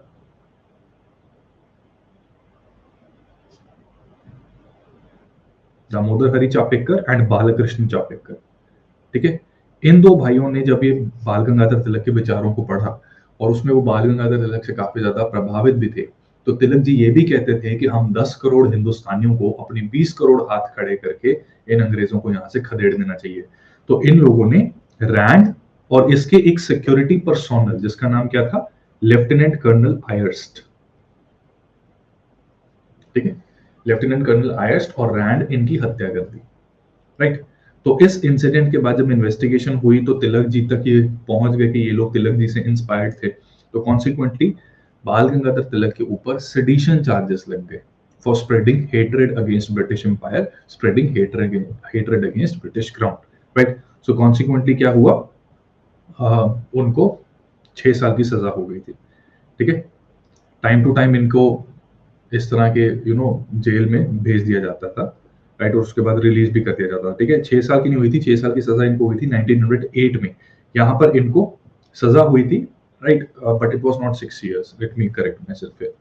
ठीक है, अब कुछ क्वेश्चंस करते हैं, आराम से आप एक बार क्वेश्चन कीजिए, ठीक है, और इसका आंसर देने की कोशिश। Video not clearly visible and audio is also lacking. Vaishnavi again refresh कर लो यार, रिफ्रेश करने से ये चीज ठीक हो जाएगी। Which one of the following defines extremist ideology during early phase of Indian freedom movement? ठीक है, इसमें ना ऑप्शंस में स्मार्टनेस के साथ हमने इस आंसर को सॉल्व करना है to reach the correct answer. Stimulating the production of indigenous articles by giving them preference over imported commodities। ठीक है, तो इसमें देखो यहां पर stimulating the production of indigenous articles by giving them preference over imported commodities, ये मुझे बताओ यहां पर अगर मैं इस सेंटेंस के लिए दो टर्म में से एक यूज करना चाहूं तो कौन सी टर्म फिट बैठेगी, बॉयकॉट या फिर स्वदेशी? कौन सी टर्म ज्यादा फिट बैठेगी? वुड इट बी बॉयकॉट और स्वदेशी? ध्यान से पढ़ो। Stimulating stimulating the production of indigenous articles by giving them preference over imported commodities। Boycott का मतलब होगा कि मैं इंपोर्टेड कमोडिटीज को आग लगा दूं, ठीक है। और स्वदेशी का मतलब होगा कि मैं उनको आग नहीं लगाऊंगा, लेकिन जहां मेरे पास ऑप्शन है to choose between an imported commodity and the commodity from my own country, I will prefer my own country's commodity, ठीक है। तो ये स्वदेशी है, ठीक है। तो अर्ली फेज में क्या था, अर्ली फेज में अभी ये चीजें स्टार्ट नहीं होंगी। ये जब बंगाल मूवमेंट होती है, ठीक है, स्वदेशी मूवमेंट जब स्टार्ट होती है, ये चीज स्वदेशी मूवमेंट में चलेगी in 1905 onwards, anti partition movement, ठीक है। इसके बाद डी ऑप्शन को जरा देखो, organising coup against British empire through military revolt. इसमें मैं एक पॉइंट बड़ा क्लियर आपको कर दूं, ये ऑप्शंस ना बहुत क्लोज हैं। Selecting one option out of all these four option is very difficult, ठीक है। लेकिन इसमें ये बात क्लियर कट है कि इवन बाल गंगाधर तिलक, इनको मासेस में विश्वास था, अपनी प्रेयर पिटीशन प्रोटेस्ट से हमें आगे बढ़ना है, ये भी इनका मानना था। लेकिन मिलिट्री रिवोल्ट के थ्रू इन्होंने ये बात नहीं कही थी, ठीक है, ये गलत है, ठीक है। तिलक जी और इवन बाकी के नेशनलिस्ट लीडर्स, इन्होंने मिलिट्री रिवोल्ट की बात कभी नहीं कही थी, ठीक है। तो ये हमारा आंसर नहीं हो सकता, राइट। ए भी आंसर नहीं है, बी सी में से एक आंसर है। अब इन दोनों को पढ़ते हैं। बी कह रहे हैं obtaining self government by aggressive means in place of petitions and constitutional ways. और सी कह रहे हैं providing national education according to requirements of the country, ठीक है। तो इसमें early phase of Indian freedom movement में पता है क्या है, इसका प्रोसेस ये चला था कि सबसे पहले इनकी फ्रस्ट्रेशन आई थी। ये स्टार्ट हुआ था फ्रस्ट्रेशन से, फ्रॉम पीपीपी अप्रोच। यहीं से इनको रियलाइज हुआ कि इसको अगर ठीक करना है तो लोगों को अपने साथ लाना पड़ेगा, तो इसलिए नेशनल एजुकेशन जरूरी है ताकि लोग हमारे विचारों को समझ सकें। और नेशनल एजुकेशन जब एक बार आएगी तो लोगों के साथ मिलके हम बॉयकॉट भी कर सकेंगे, ठीक है, बॉयकॉट भी कर सकेंगे, स्वदेशी को भी प्रमोट कर पाएंगे, राइट। तो अर्ली फेज ऑफ नेशनलिज्म में B will be the correct answer. Options are very close to each other, ऐसा होता है यूपीएससी में, ठीक है। बट जो बेस्ट ऑप्शन है वो ऑप्शन बी बनेगी। वे two close options but answer will be B, ठीक है, answer will be option B, ठीक है। आगे चलते हैं। Indian Muslims in general they were not attracted to extremist movement. जब कांग्रेस ने अपना काम करना स्टार्ट किया था तो इनिशियली जो मुस्लिम्स थे उन्होंने एक्सट्रीमिस्ट से थोड़ा डिस्टेंस बनाकर रखा था। उसका सबसे बेस्ट रीजन क्या है? What is the most critical and most important reason? Was it because of Sir Syed Ahmad Khan? Was it that anti-Muslim attitude था extremist leaders का? Was it कि Muslim aspirations को लेकर extremist indifferent थे? Right? तो इसमें क्या है? सैयद अहमद खान की वजह से नहीं थे। Extremist leaders they were not anti-Muslim, ठीक है, ये बिल्कुल गलत है। Indifference shown to Muslim aspirations, no. Muslims aspirations क्या? Muslims की भी जो है फ्रीडम मिलने के बाद उनका भी तो फायदा हो रहा है। ये तो अंग्रेजों का नैरेटिव था कि जो कांग्रेस है वो सिर्फ हिंदूज के भले के बारे में सोच रही है, right, but that was not the case here. तो हिंदू पास्ट को जो बहुत ज्यादा यूज किया जाता था, दिस वाज द रीजन जिसकी वजह से मुस्लिम्स थोड़ा सा, अंग्रेज उनको भड़काने की कोशिश करते थे तो वो थोड़ा सा डिसएंचेंट हो जाते थे, वो इन्फ्लुएंस हो जाते थे। तो D is the correct answer here, ठीक है। अगला क्वेश्चन, ये क्वेश्चन भी आ सकता है, who among the following give the systematic critic of moderate politics of Indian National Congress in series of articles entitled new lamps for the old, ठीक है। तो बहुत इजी क्वेश्चन है, औरबिंदो घोष। ऐसी चीजें आती है तो आती है, नहीं आती तो नहीं आती, ठीक है। आज के डेट में मैथ्स टाइप के क्वेश्चन इस तरह से पूछे जा सकते हैं। A is the correct answer. Congress is tottering to its fall and one of my greatest ambition while in India is to assist it to a peaceful demise। ये statement किसने कही थी? डफरिन ने। डफरिन ने तो खुद बनाई थी 1885 में, डफरिन ने खुद बनाई थी 1885 में कांग्रेस को, ठीक है। लिप्टन तो 1878 की बात है ये तो, राइट। तो कर्जन ने ये बात बोली थी, ठीक है। तो answer will be option B, the statement was said by Curzon. Which of the following statement in context of Aurobindo Ghosh is correct, ठीक है। अब यहाँ पर क्या है कि इस क्वेश्चन में आंसर से ज्यादा ना इस क्वेश्चन के थ्रू मैं आपको ये चीज कन्वे करना चाहता हूँ that whenever we read something we need to read them very carefully and based on that we need to answer the questions, ठीक है। कई बार क्या होता है कि हमें नॉलेज होती है बट हम आंसर नहीं कर पाते, राइट। तो उन्होंने ऑरोविल को सेटअप किया था और आपको करेक्ट स्टेटमेंट आइडेंटिफाई करनी है। उन्होंने ऑरोविल को सेटअप किया था इन विशाखापट्टनम इन 1926। He won the Nobel Peace Prize in 1943 and won Nobel Prize in Literature in 1950। ठीक है, पहली बात ये दोनों स्टेटमेंट्स तो गलत हैं क्योंकि नोबेल प्राइज वो जीते नहीं थे, सिर्फ नॉमिनेट हुए थे, ठीक है। तो अगर मान लो किसी को ये नहीं भी पता, ठीक है, मान लो ये नहीं भी पता कि 1943 में कौन सा था, 1950 में कौन सा था, राइट, मान लो ये नहीं भी मालूम आपको, तो तब भी क्या है कि आपको ये पता होना चाहिए कि नॉमिनेट हुए थे, जीते तो थे ही नहीं, ठीक है। तो सेकंड और थर्ड जो है वो क्या है, गलत हो जाती है। और 1926 में, ठीक है, इन्होंने ऑरोविल आश्रम सेटअप किया था, तो वो कहाँ किया था, पौंडीचेरी, ठीक है। So consequently the correct answer will be option D, सारी ही स्टेटमेंट्स गलत हैं, ठीक है। अब स्वदेशी पर फटाफट आते हैं। देखो स्वदेशी मूवमेंट जो थी ना, कर्जन ने क्या किया, बंगाल में हम क्लियरली देख रहे हैं कि नेशनलिस्ट मूवमेंट काफी ज्यादा बढ़ती जा रही है। तो इस मूवमेंट को डिक्लाइन करवाने के लिए कर्जन ने ये सोचा कि बंगाल को पार्टीशन कर देते हैं, तो ऑटोमेटिकली यहाँ पर जो मोमेंटम बना हुआ है फ्रीडम स्ट्रगल का वो रिड्यूस हो जाएगा, क्योंकि पार्टीशन हम करेंगे रिलीजियस लाइंस के ऊपर, लेकिन बताएंगे कि हमें एडमिनिस्ट्रेटिव ईज के लिए पार्टीशन करनी पड़ रही है। तो एक बार रिलीजियस लाइंस के ऊपर हमने प्रोविंस को डिवाइड कर दिया, तो उसके बाद जो ईस्ट बंगाल बनेगा जिसमें मुस्लिम मेजोरिटी मौजूद है, तो उनको कुछ कंसेशंस देके हम उन्हें हिंदूज के अगेंस्ट करेंगे और फिर ये शो करेंगे कि कांग्रेस एक हिंदू पार्टी है और मुस्लिम्स के अगेंस्ट है, ठीक है। तो कर्जन की ये स्ट्रैटेजी थी, कर्जन की ये फिलॉसफी थी। 1899 से लेकर 1905 तक ये गवर्नर जनरल थे हमारे। तो 19 जुलाई 1905 को कर्जन ने अनाउंस कर दिया कि बंगाल को मैं पार्टीशन करने लगा हूं, ठीक है। लेकिन फॉर्मल फोर्स में 16 अक्टूबर को 1905 में बंगाल की फाइनल पार्टीशन जो है इट केम इनटू फोर्स। ये दोनों डेट्स याद रखनी जरूरी है, अनाउंस और जब फाइनली ये पार्टीशन इंप्लीमेंट कर दी गई, ठीक है। तो इसमें ना दो बंगाल बने, जो ईस्ट बंगाल है उसमें आज की डेट में क्या है, बांग्लादेश के काफी सारे जो पोर्शंस हैं वो मौजूद हैं और असम का कई रीजन, मेघालय असम के कई रीजन आ जाते हैं। और जो वेस्ट बंगाल था, ठीक है, वो आज का जो हमारा वेस्टर्न बंगाल है उसी के साथ साथ कुछ region of Bihar and Orissa, Bihar Orissa की कुछ टेरिटरीज को वेस्ट बंगाल के साथ बड़ी ही चालाकी से इंक्लूड किया गया था, ताकि इस न्यू बंगाल में बंगाली स्पीकिंग पॉपुलेशन भी माइनॉरिटी में चली जाए, ठीक है। दो तरफा इसने अटैक किया, बंगाली स्पीकिंग पॉपुलेशन को माइनॉरिटी में भी कर दिया, ठीक है, in the newly created western Bengal, right. And इसी के साथ ईस्टर्न बंगाल को मुस्लिम मेजोरिटी प्रोविंस इन्होंने बना दिया और उनको वहां पर कंसेशंस देकर उनको थोड़ा फंड्स भी उनकी तरफ थोड़ा प्रोवाइड करके वो उन्हें कांग्रेस के खिलाफ भड़काना चाहते थे, ठीक है। कैलकाटा जो था वो वेस्ट बंगाल था जो, ठीक है, बंगाल असल जिसको बोलते थे कई बार, राइट। इसने कैलकाटा को एज इट्स कैपिटल रिटेन किया और ढाका जो आज की डेट में बांग्लादेश की कैपिटल है वो ईस्टर्न बंगाल की कैपिटल बना दी गई।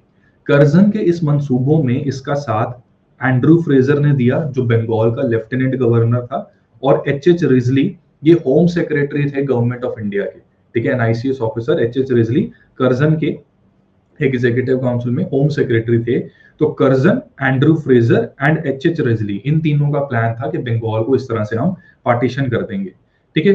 अब 1903 से लेकर 1905 तक पता तो था कि अंग्रेज कुछ ऐसी हरकत करने वाले हैं, लेकिन इसमें इनिशियल लीडरशिप में कुछ बहुत बड़ा हल्ला नहीं मचा था, और ये लीडरशिप सुरेंद्रनाथ बैनर्जी, के मित्रा और पीसी रे, पृथ्वीश चंद्र रे, इन्होंने प्रोवाइड की थी। और इसमें अगेन मोमेरेंडम और प्रेयर पिटिशन प्रोटेस्ट मोड ये चल रहा है। ज्यादा से ज्यादा ये अपने पैम्फलेट्स और न्यूज़पेपर्स में इस मूवमेंट के, इस मूव के अगेंस्ट, अंग्रेजों की इस मूव के अगेंस्ट अपने विचार व्यक्त कर देते थे। इसी कॉन्टेक्स्ट में स्वदेशी मूवमेंट से कनेक्टेड कुछ इंपॉर्टेंट न्यूज़पेपर्स और उनके रिस्पेक्टिव एडिटर्स, इनकी एक टेबल यहाँ पर बन गई है, इसको थोड़ा क्रैम करना ही पड़ेगा आपको नो क्वेश्चंस आस्क्ड, ये करना ही पड़ेगा आपको क्रैम, ठीक है। बाकी वंदे मातरम और वंदे मातरम क्या ये अलग है? यार ये सेम है, और वंदे मातरम के नाम से हमारे फ्रीडम स्ट्रगल में बहुत सारे न्यूज़पेपर्स चलते थे, ठीक है। वंदे मातरम औरोबिंदो घोष ने बंगाल साइड स्टार्ट किया, ऐसा सिमिलर नेम का न्यूज़पेपर पंजाब में लाला लाजपत राय ने भी स्टार्ट किया था, एंड मैडम बीका जी कामा ने फ्रांस में इस सेम नेम से न्यूज़पेपर को स्टार्ट किया था, क्योंकि भारत में इस न्यूज़पेपर के ऊपर रिस्ट्रिक्शंस लगनी स्टार्ट हो गई थी, ठीक है। बट स्वदेशी मूवमेंट में जहां तक एसोसिएशन है, औरबिंदो घोष के साथ इसको एसोसिएट किया जाता है, ठीक है। Similarly new India and Commonwealth, Annie Besant का अखबार भी बनेगा आगे जाके, राइट। लेकिन स्वदेशी मूवमेंट में बिपिन चंद्र पाल का ये अखबार था, ठीक है। बंगाली और संजीवनी या संजीवनी एक ही बात है, राइट। कई लोग व को ब बोलते हैं, ब को व बोलते हैं, राइट। तो उसमें सुरेंद्रनाथ बैनर्जी का ये अखबार था। किताबदी जो था वो द्विजेंद्रनाथ टैगोर का था, संध्या में ब्रह्म बंधव उपाध्याय, एंड युगांतर में, ठीक है, युगांतर बोलो या जुगांतर बोलो, तो उसमें भूपेंद्रनाथ दत्त, राइट। ये भूपेंद्रनाथ दत्त की जब भी मैं बात करता हूँ ना, तो उसमें मैं ये पूछता हूँ, स्वामी विवेकानंद का ओरिजिनल नेम पता था किसी को? हाँ Vaishnavi please go ahead, Vaishnavi please go ahead. Swami Vivekananda का ओरिजिनल नेम एनीवन? उनका ओरिजिनल नेम था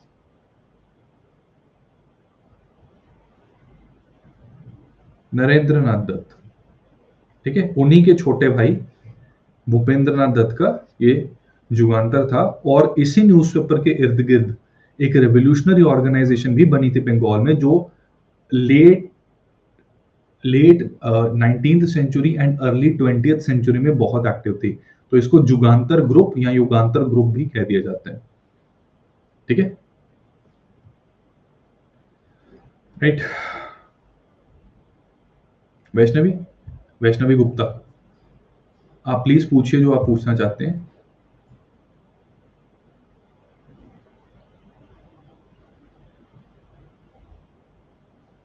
okay, your doubt is clear, fine, ठीक है।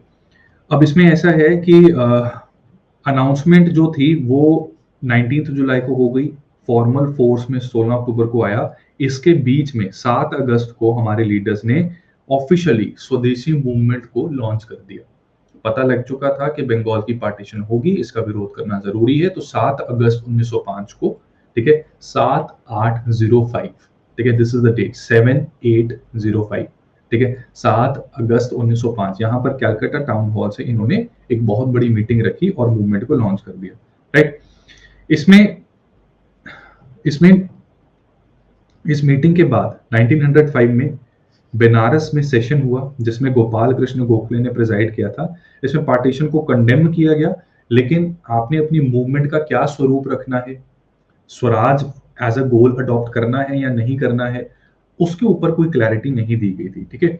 तो सभी लोगों ने एंटी पार्टीशन मूवमेंट को सपोर्ट किया था। स्वदेशी मूवमेंट जो थी उसके बारे में बात की थी, लेकिन बॉयकॉट की इंटरप्रिटेशन को लेकर अभी कंफ्यूजन चल रही थी, तो that was only about it, ठीक है। जो एक्सट्रीमिस्ट लीडर्स थे वो चाहते थे कि जो एंटी पार्टीशन मूवमेंट है इसे बंगाल के बाहर भी पहुंचा दिया जाए और इसे पैन इंडिया मूवमेंट बना लिया जाए। बॉयकॉट में they wanted to boycott everything related to British, while जो मॉडरेट्स थे, ठीक है, वो किसी भी तरह के बॉयकॉट को थोड़ा दूर उससे रहना चाहते थे, राइट। तो फिलहाल के लिए मामले छोड़ दिए गए, लेकिन 1906 में जब सेशन हुआ, ठीक है, 1906 में जब सेशन हुआ, ये सेशन कहाँ पे हुआ? कैलकाटा में, ठीक है, और होना भी चाहिए क्योंकि इस वक्त वो पूरा बॉइलिंग सिचुएशन में है। यहां पर इस सेशन को प्रिजाइड किया दादा भाई ने, और इधर एक्सट्रीमिस्ट लीडर्स को सपोर्ट देते हुए 4 रेजोल्यूशंस पास कर दी गई। स्वराज, इसको कांग्रेस के गोल की तरह अडॉप्ट कर लिया गया, लेकिन व्हाट डज स्वराज मीन, इसको लेकर क्लैरिटी नहीं थी, ठीक है, इसको लेकर क्लैरिटी नहीं थी। सम पीपल बिलीव्ड कि स्वराज का मतलब है कि लेजिस्लेटिव काउंसिल्स में हमारी मेंबरशिप बढ़ जाए, क्योंकि प्रेसिडेंसी टाउन्स में और जो ब्रिटिश इंडिया के प्रोविंसेस थे वहां पर भी लेजिस्लेटिव काउंसिल थे, गवर्नर जनरल का भी लेजिस्लेटिव काउंसिल हुआ करता था जो कानून बनाने का काम करता था। तो कुछ लोग कहते थे कि स्वराज मतलब कि वहां पर हमारी रिप्रेजेंटेशन हमें मिले और कानून बनाने में हम हेल्प करें, अंग्रेज बाकी गवर्नेंस संभालते रहे। कुछ लोगों का कहना था कि नहीं, पूरी तरह से ऑटोनॉमी हमें चाहिए और सिर्फ क्राउन हमारे ऊपर बैठा रहे। और कुछ ऐसे भी लोग थे जिनके दिमाग में आता था पूर्ण स्वराज, लेकिन वो आइडिया भी इतना पॉपुलर नहीं हुआ, ठीक है, और ना ही उसके बारे में भी कुछ खास चर्चा इधर हुई है। दूसरा, स्वदेशी को लेकर यहाँ पर रेजोल्यूशन पास कर दी गई, लेकिन इस पर क्लैरिटी अगेन नहीं दी गई।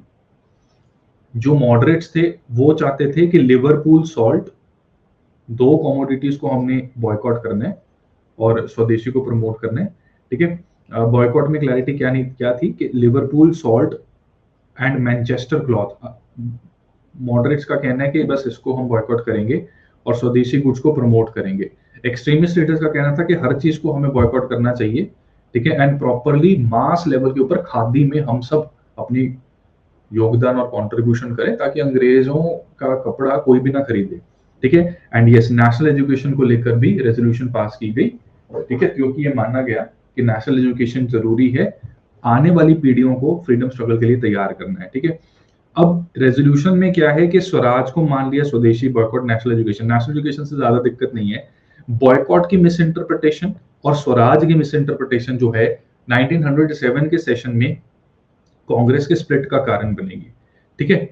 तो स्वदेशी मूवमेंट फाइनली अपना पूरा मोमेंटम पकड़ लेती है। इसमें मैनचेस्टर क्लॉथ और लिवरपूल सॉल्ट को बढ़ चढ़कर बॉयकॉट किया जाता है। वंदे मातरम जो है ये इस मूवमेंट का थीम सॉन्ग बन जाता है। वंदे मातरम किसने लिखा? बंकिम चंद्र चैटर्जी ने। आनंद मठ नाम का इन्होंने 1881 में एक नॉवल लिखा था, उस नॉवल के अंदर वंदे मातरम जो है वो लिखा गया था, ठीक है। तो वंदे मातरम जो है ना, इन्होंने एक पोएम की तरह लिखा था। तो आप जब जानते हैं कि पोएम को जो है वो ट्यून नहीं मिलती, पोएम में सिर्फ शब्द होते हैं, तो स्वरात्मक रूप जो है, सुरात्मक रूप जो है वंदे मातरम को, it was given by Rabindranath Tagore, ठीक है। और आपको खुद भी पता है कि देखो, जब नेशनलिज्म की बात आती है ना, तो emotion they play a very important role. तो इसमें क्या है कि आप नॉर्मली बोलोगे वंदे मातरम सुजलाम सुफलाम मलयज शीतलाम स्वच्छ श्यामला मातरम वंदे मातरम, अगर ऐसे कोई बोले, और ऑन दी अदर हैंड वो ए आर रहमान की तरह आप उसमें सुर डालो, ठीक है, कि जैसे बहुत ही स्लोली वंदे मातरम, और फिर हायर पिच पे वंदे मातरम, गूजबम्स, है ना, गूजबम्स आते हैं, है ना। तो यहाँ पर रविंद्रनाथ टैगोर जी ने इस थीम सॉन्ग को सुर देकर लोगों के इमोशन को एक तरीके से जोड़ कर दिया। बहुत सारे लोग बढ़ चढ़कर बंगाल में इस मूवमेंट के साथ, इस थीम सॉन्ग के साथ अपने आप को एसोसिएट करना स्टार्ट कर देते हैं। इसी दौरान अमार सोनार बांग्ला नाम का भी एक कॉम्पोजिशन, ठीक है, ये रविंद्रनाथ टैगोर जी ने बनाया, जो आज की डेट में बांग्लादेश का नेशनल एंथम भी है, राइट। एंड सॉन्ग्स के थ्रू यहाँ पर देखा गया कि पहली बार मासेस को गादर करने के लिए सॉन्ग्स के थ्रू उनके इमोशन को हिलाया जा रहा है और उसके थ्रू उनको कनेक्ट किया जा रहा है। एक नेशनल मूवमेंट बन रही है, स्वदेशी मूवमेंट, जहां पर पॉपुलर कल्चर का एक रोल यहाँ पर नजर आता है, ठीक है। अब देखो, इसमें मॉडरेट्स का ये कहना था कि बंगाल से बाहर नहीं लेके जानी ये मूवमेंट, बट बंगाल से बाहर गई थी। पूना में बाल गंगाधर तिलक ने इस मूवमेंट को प्रोपोगेट किया। पंजाब में लाला लाजपत राय ने और अजीत सिंह ने, ये भगत सिंह जी के चाचा जी थे। दिल्ली में सर सैयद हैदर रजा ने किया था, एंड मद्रास में चिदम्बरम पिल्लई, राइट। तमिलनाडु की जो एनसीआर, तमिलनाडु बोर्ड की जो किताब है, उसमें भी इनका वर्णन हमें मिल जाता है। चिदम्बरम पिल्लई ने स्वदेशी मूवमेंट को वहां प्रोपोगेट किया था।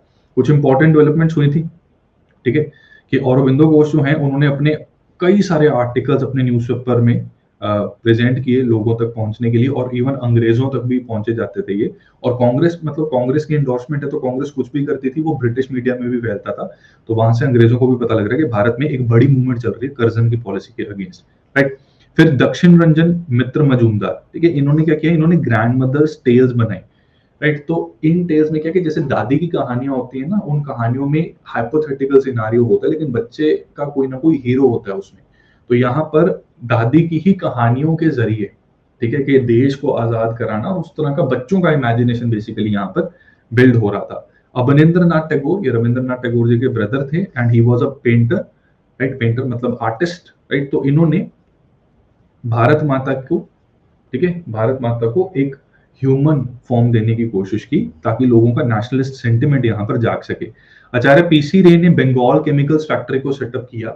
इसके पीछे ऑब्जेक्टिव ये था कि अगर हम फॉरेन गुड्स को बॉयकॉट कर रहे हैं, तो हमें भी कई चीजों की जरूरत पड़ती है। तो उसमें chemicals is one such thing जो टेक्सटाइल में यूज होता है। तो नेशनलिस्ट फैक्ट्री होनी चाहिए, तो आचार्य पीसी रे ने बेसिकली केमिकल फैक्ट्री सेटअप कर दी थी। अब इसमें क्या है कि स्वदेशी मूवमेंट में बहुत सारे कॉलेज के स्टूडेंट्स बढ़ चढ़कर पार्टिसिपेट करना शुरू हो गए, और कर्जन के एक हल्का सा ऐसे पसीने की एक बूंद ऐसे टपकनी शुरू हो गई, टेंशन में ये आ गया। तो इसने कहा कि बच्चों को सबसे पहले डराने की कोशिश करो, तो उसने कार्लाइल सर्कुलर जारी करवाया।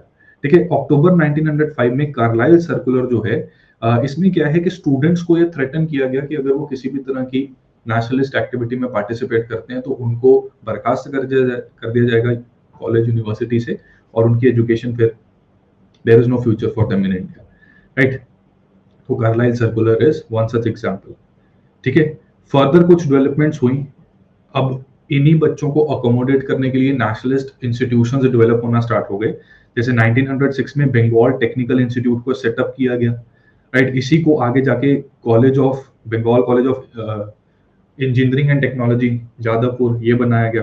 फिर 1906 में क्या हुआ, नेशनल काउंसिल ऑफ एजुकेशन को सेटअप किया गया ताकि स्कूल लेवल एजुकेशन को हम डिजाइन कर सकें, right. And similar developments basically यहाँ पर चले। ठीक है, similar developments took place, right. और इसमें सबसे बड़ा सवाल ये है कि जैसे एक्सट्रीमिस्ट का कहा जाता है कि मुस्लिम्स ने थोड़ा सा डिस्टेंस बनाने की कोशिश की थी, तो क्या बिल्कुल मुस्लिम पार्टिसिपेशन नहीं हुई स्वदेशी मूवमेंट में? तो वो कहना गलत होगा, मुस्लिम participation was there. Khan Bahadur Hasan Ali Khan ने मुस्लिम्स को मोबिलाइज किया था, स्पेशली इन बारिसल। ठीक है, Muslim peasants in Barisal they were led by Khan Bahadur Hasan Ali Khan to give support to Swadeshi movement. ठीक है, अब जब ये सारी डेवलपमेंट चल रही थी, कर्जन को समझ में आ गई कि कांग्रेस जो है अब ब्रिटिश इंटरेस्ट का जो सेफ्टी वॉल था, ये सेफ्टी वॉल बनने की जगह ये खुद एक बगावत कर सकती है आगे, तो इसको काउंटर करना जरूरी है। काउंटर करने के लिए उसकी जो स्ट्रैटेजी थी, उसका पहला पार्ट हो गया था बंगाल की पार्टीशन से। उसका दूसरे चरण में वो क्या चाहता था कि ऑल्टरनेट खड़ा किया जाए कांग्रेस को टक्कर देने के लिए। वो ऑल्टरनेट वो मुस्लिम लीग में देखता था। ठीक है, तो 30 दिसंबर 1906 ढाका में, in present day Bangladesh, Nawab Khwaja Salimullah, ये जो मुस्लिम लीग के मेन फाउंडर थे, he along with Mohammad Ali Jinnah, Aga Sultan Mohammad Shah Aga Khan, इनको sir Aga Khan the third भी कहा जाता है, हाकिम अजमल खान और वकर उल मुल्क, इन्होंने मिलकर कर्जन के साथ, कर्जन की सपोर्ट से मुस्लिम लीग सेटअप की, और ये मुस्लिम के इंटरेस्ट को पुट फॉरवर्ड करेंगे। ठीक है, अब यहां तक ऐसा सब कुछ ठीक है, right. And Muslims, everyone has right to form their association, but Curzon की पूरी स्ट्रेटेजी थी कि मुस्लिम लीग को वो कांग्रेस को काउंटर करने के लिए यूज करेगा। ठीक है, अब फाइनली मुस्लिम लीग भी बन गई, मूवमेंट पीक पर जाना स्टार्ट हो रही है, और गवर्नमेंट यहाँ पर डिसाइड करती है कि अब रिप्रेशन हम करेंगे, और कांग्रेस की अगर कोई भी आवाज आती है तो काउंटर में हम मुस्लिम्स को खड़ा करने की कोशिश करेंगे थ्रू मुस्लिम लीग, और वहां पर ये दिखाएंगे कि हाँ, ये कांग्रेस बेसिकली मुस्लिम्स की तरक्की नहीं चाहती, इसलिए ये बंगाल की पार्टीशन के अगेंस्ट है, जबकि हमने तो एक मुस्लिम मेजॉरिटी प्रोविंस बनाया है ताकि मुस्लिम्स भी तरक्की कर सकें। This was the evil plan and strategy of Congress, right. So 1907 Punjab में इन्होंने लाला लाजपत राय और अजीत सिंह जी को डिपोर्ट करवा दिया। 1908 में क्या हुआ कि 9 मेजर लीडर्स जो बंगाल के थे, जिनमें से टॉप मोस्ट लीडर्स कौन थे? कृष्ण कुमार मित्रा, ठीक है, जिन्होंने बॉयकॉट एज अ स्ट्रेटजी को भी प्रमोट किया था, अश्विनी कुमार दत्त, ठीक है, इनको डिपोर्ट कर दिया गया। 1908 में बाल गंगाधर तिलक को अरेस्ट कर लिया गया और मांडले जेल भेज दिया गया फॉर 6 इयर्स। यहाँ पर वो 6 साल के लिए मांडले जेल में इनको रहना पड़ता है, और फिर ये वापस पॉलिटिकल सीन्स में आते हैं ड्यूरिंग होम रूल मूवमेंट। ठीक है, बंगाल की पार्टीशन की एनलमेंट की जहां तक बात है तो वो हुई थी 12 दिसंबर 1911। तो स्वदेशी मूवमेंट बंगाल पार्टीशन से रिलेटेड 4 डेट्स बहुत इंपॉर्टेंट है। ठीक है, 4 डेट्स कौन कौन सी है? 19 जुलाई 1905, 16 अक्टूबर 1905, 7 अगस्त 1905 जब स्वदेशी मूवमेंट की फॉर्मल प्रोक्लेमेशन हुई थी, एंड उसके बाद एनलमेंट ऑफ बंगाल यानी कि 12 दिसंबर 1911। ठीक है, तो बंगाल पार्टीशन को 1911 में किया गया, quite some time later, right. And swadeshi movement basically क्या है कि 1907 में जब सूरत का स्प्लिट हो गया था तो उसके बाद फिजल आउट हो गई थी, राइट। तो उसके बाद कुछ खास इसमें मूवमेंट नहीं रही थी, that was all about it. ठीक है, तो अब हमने सूरत स्प्लिट को देखना है, लेकिन उससे पहले let us try to solve some questions.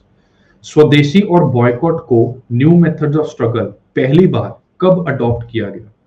Home rule movement में, नॉन कोऑपरेशन मूवमेंट में, साइमन कमीशन के दौरान, या एंटी पार्टीशन मूवमेंट के अगेंस्ट के टाइम पर?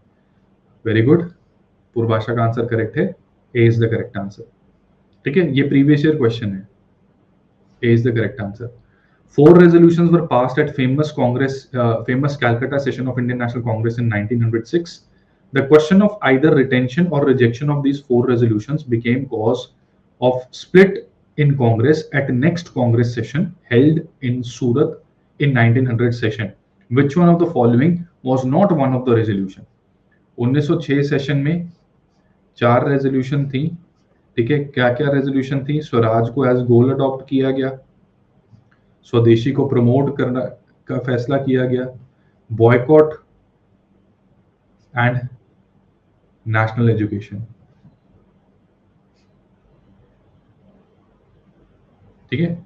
तो इसमें क्या नहीं है? बॉयकॉट, नेशनल एजुकेशन, स्वदेशी, ये तो इसके पार्ट हैं। इसमें पूछे कौन सा पार्ट नहीं था? A is the correct answer. What was the immediate cause for the launch of Swadeshi movement? Immediate cause Swadeshi movement के लॉन्च का क्या था? Partition of Bengal, 18 month rigorous imprisonment to Lokmanya Tilak, हाँ ये थी। 1897 में जो इनके ऊपर चार्जेस लगे थे उसमें 18 मंथ की इम्प्रिजनमेंट हुई थी लोकमान्य तिलक को, जो दामोदर चापेकर वाली कंट्रोवर्सी थी। Arrest and deportation of Lala Lajpat Rai and Ajit Singh and passing of Punjab colonisation bill, नहीं, ये भी 1907 की डेवलपमेंट्स है। Death sentence pronounced on Chapekar brothers, नहीं, ये भी नहीं है। A is the correct answer, ठीक है, A is the correct answer. In context of Indian freedom struggle, 16th October 1905 is well known for, ये भी previous year question है। Formal proclamation of Swadeshi movement was made in Calcutta Town Hall, ये कब हुई थी? 7/8/05, ठीक है, ये 05 मतलब 1905। Partition of Bengal took effect, yes, 16 अक्टूबर को हुई थी, ठीक है। Dadabhai Naoroji declared that goal of Indian National Congress was Swaraj, नहीं, ये 1906 के दिसंबर कांग्रेस सेशन में हुआ था। लोकमान्य तिलक स्टार्टेड स्वदेशी मूवमेंट इन पूना, नहीं, ये भी इस डेट को नहीं हुआ था, ये बाद में हुआ था, ठीक है। And you don't need to know exact date, right. इस क्वेश्चन में आपकी बेसिक इंफॉर्मेशन नहीं चेक की जा रही है, सो इसका आंसर क्या है? B is the correct answer, ठीक है। So that is all about it. Day after tomorrow हमारी अगली क्लास होगी। I need 1 day for myself tomorrow, ठीक है। तो आप पीडीएफ को रिवाइज कीजिएगा। इस पीडीएफ को मैं सीएस लाइव ग्रुप टेलीग्राम पर अपलोड कर देता हूँ, ठीक है। टीम के ऊपर अब मुझे मेरा भरोसा, ठीक है। You can scan this QR code to join this Telegram group, ठीक है। I will upload the PDF on this particular group, ठीक है। तो रिवाइज कीजिए, परसों मिलेंगे, परसों से चीजें इंटरेस्टिंग होने वाली है। Thank you so much. Link नहीं यार, अरे यार लिंक कैसे, लिंक नहीं शेयर हो पाएगा, ठीक है। चैट में लिंक शेयर करना डिसेबल्ड है। ये स्कैन करो, सीएस लाइव ग्रुप सर्च नहीं कर सकते, मतलब इतने क्या यार, CS लाइव ग्रुप _UPSC आप सर्च करो, मिल जाएगा। स्टडी IQ IAS, अब तैयारी हुई अफोर्डेबल।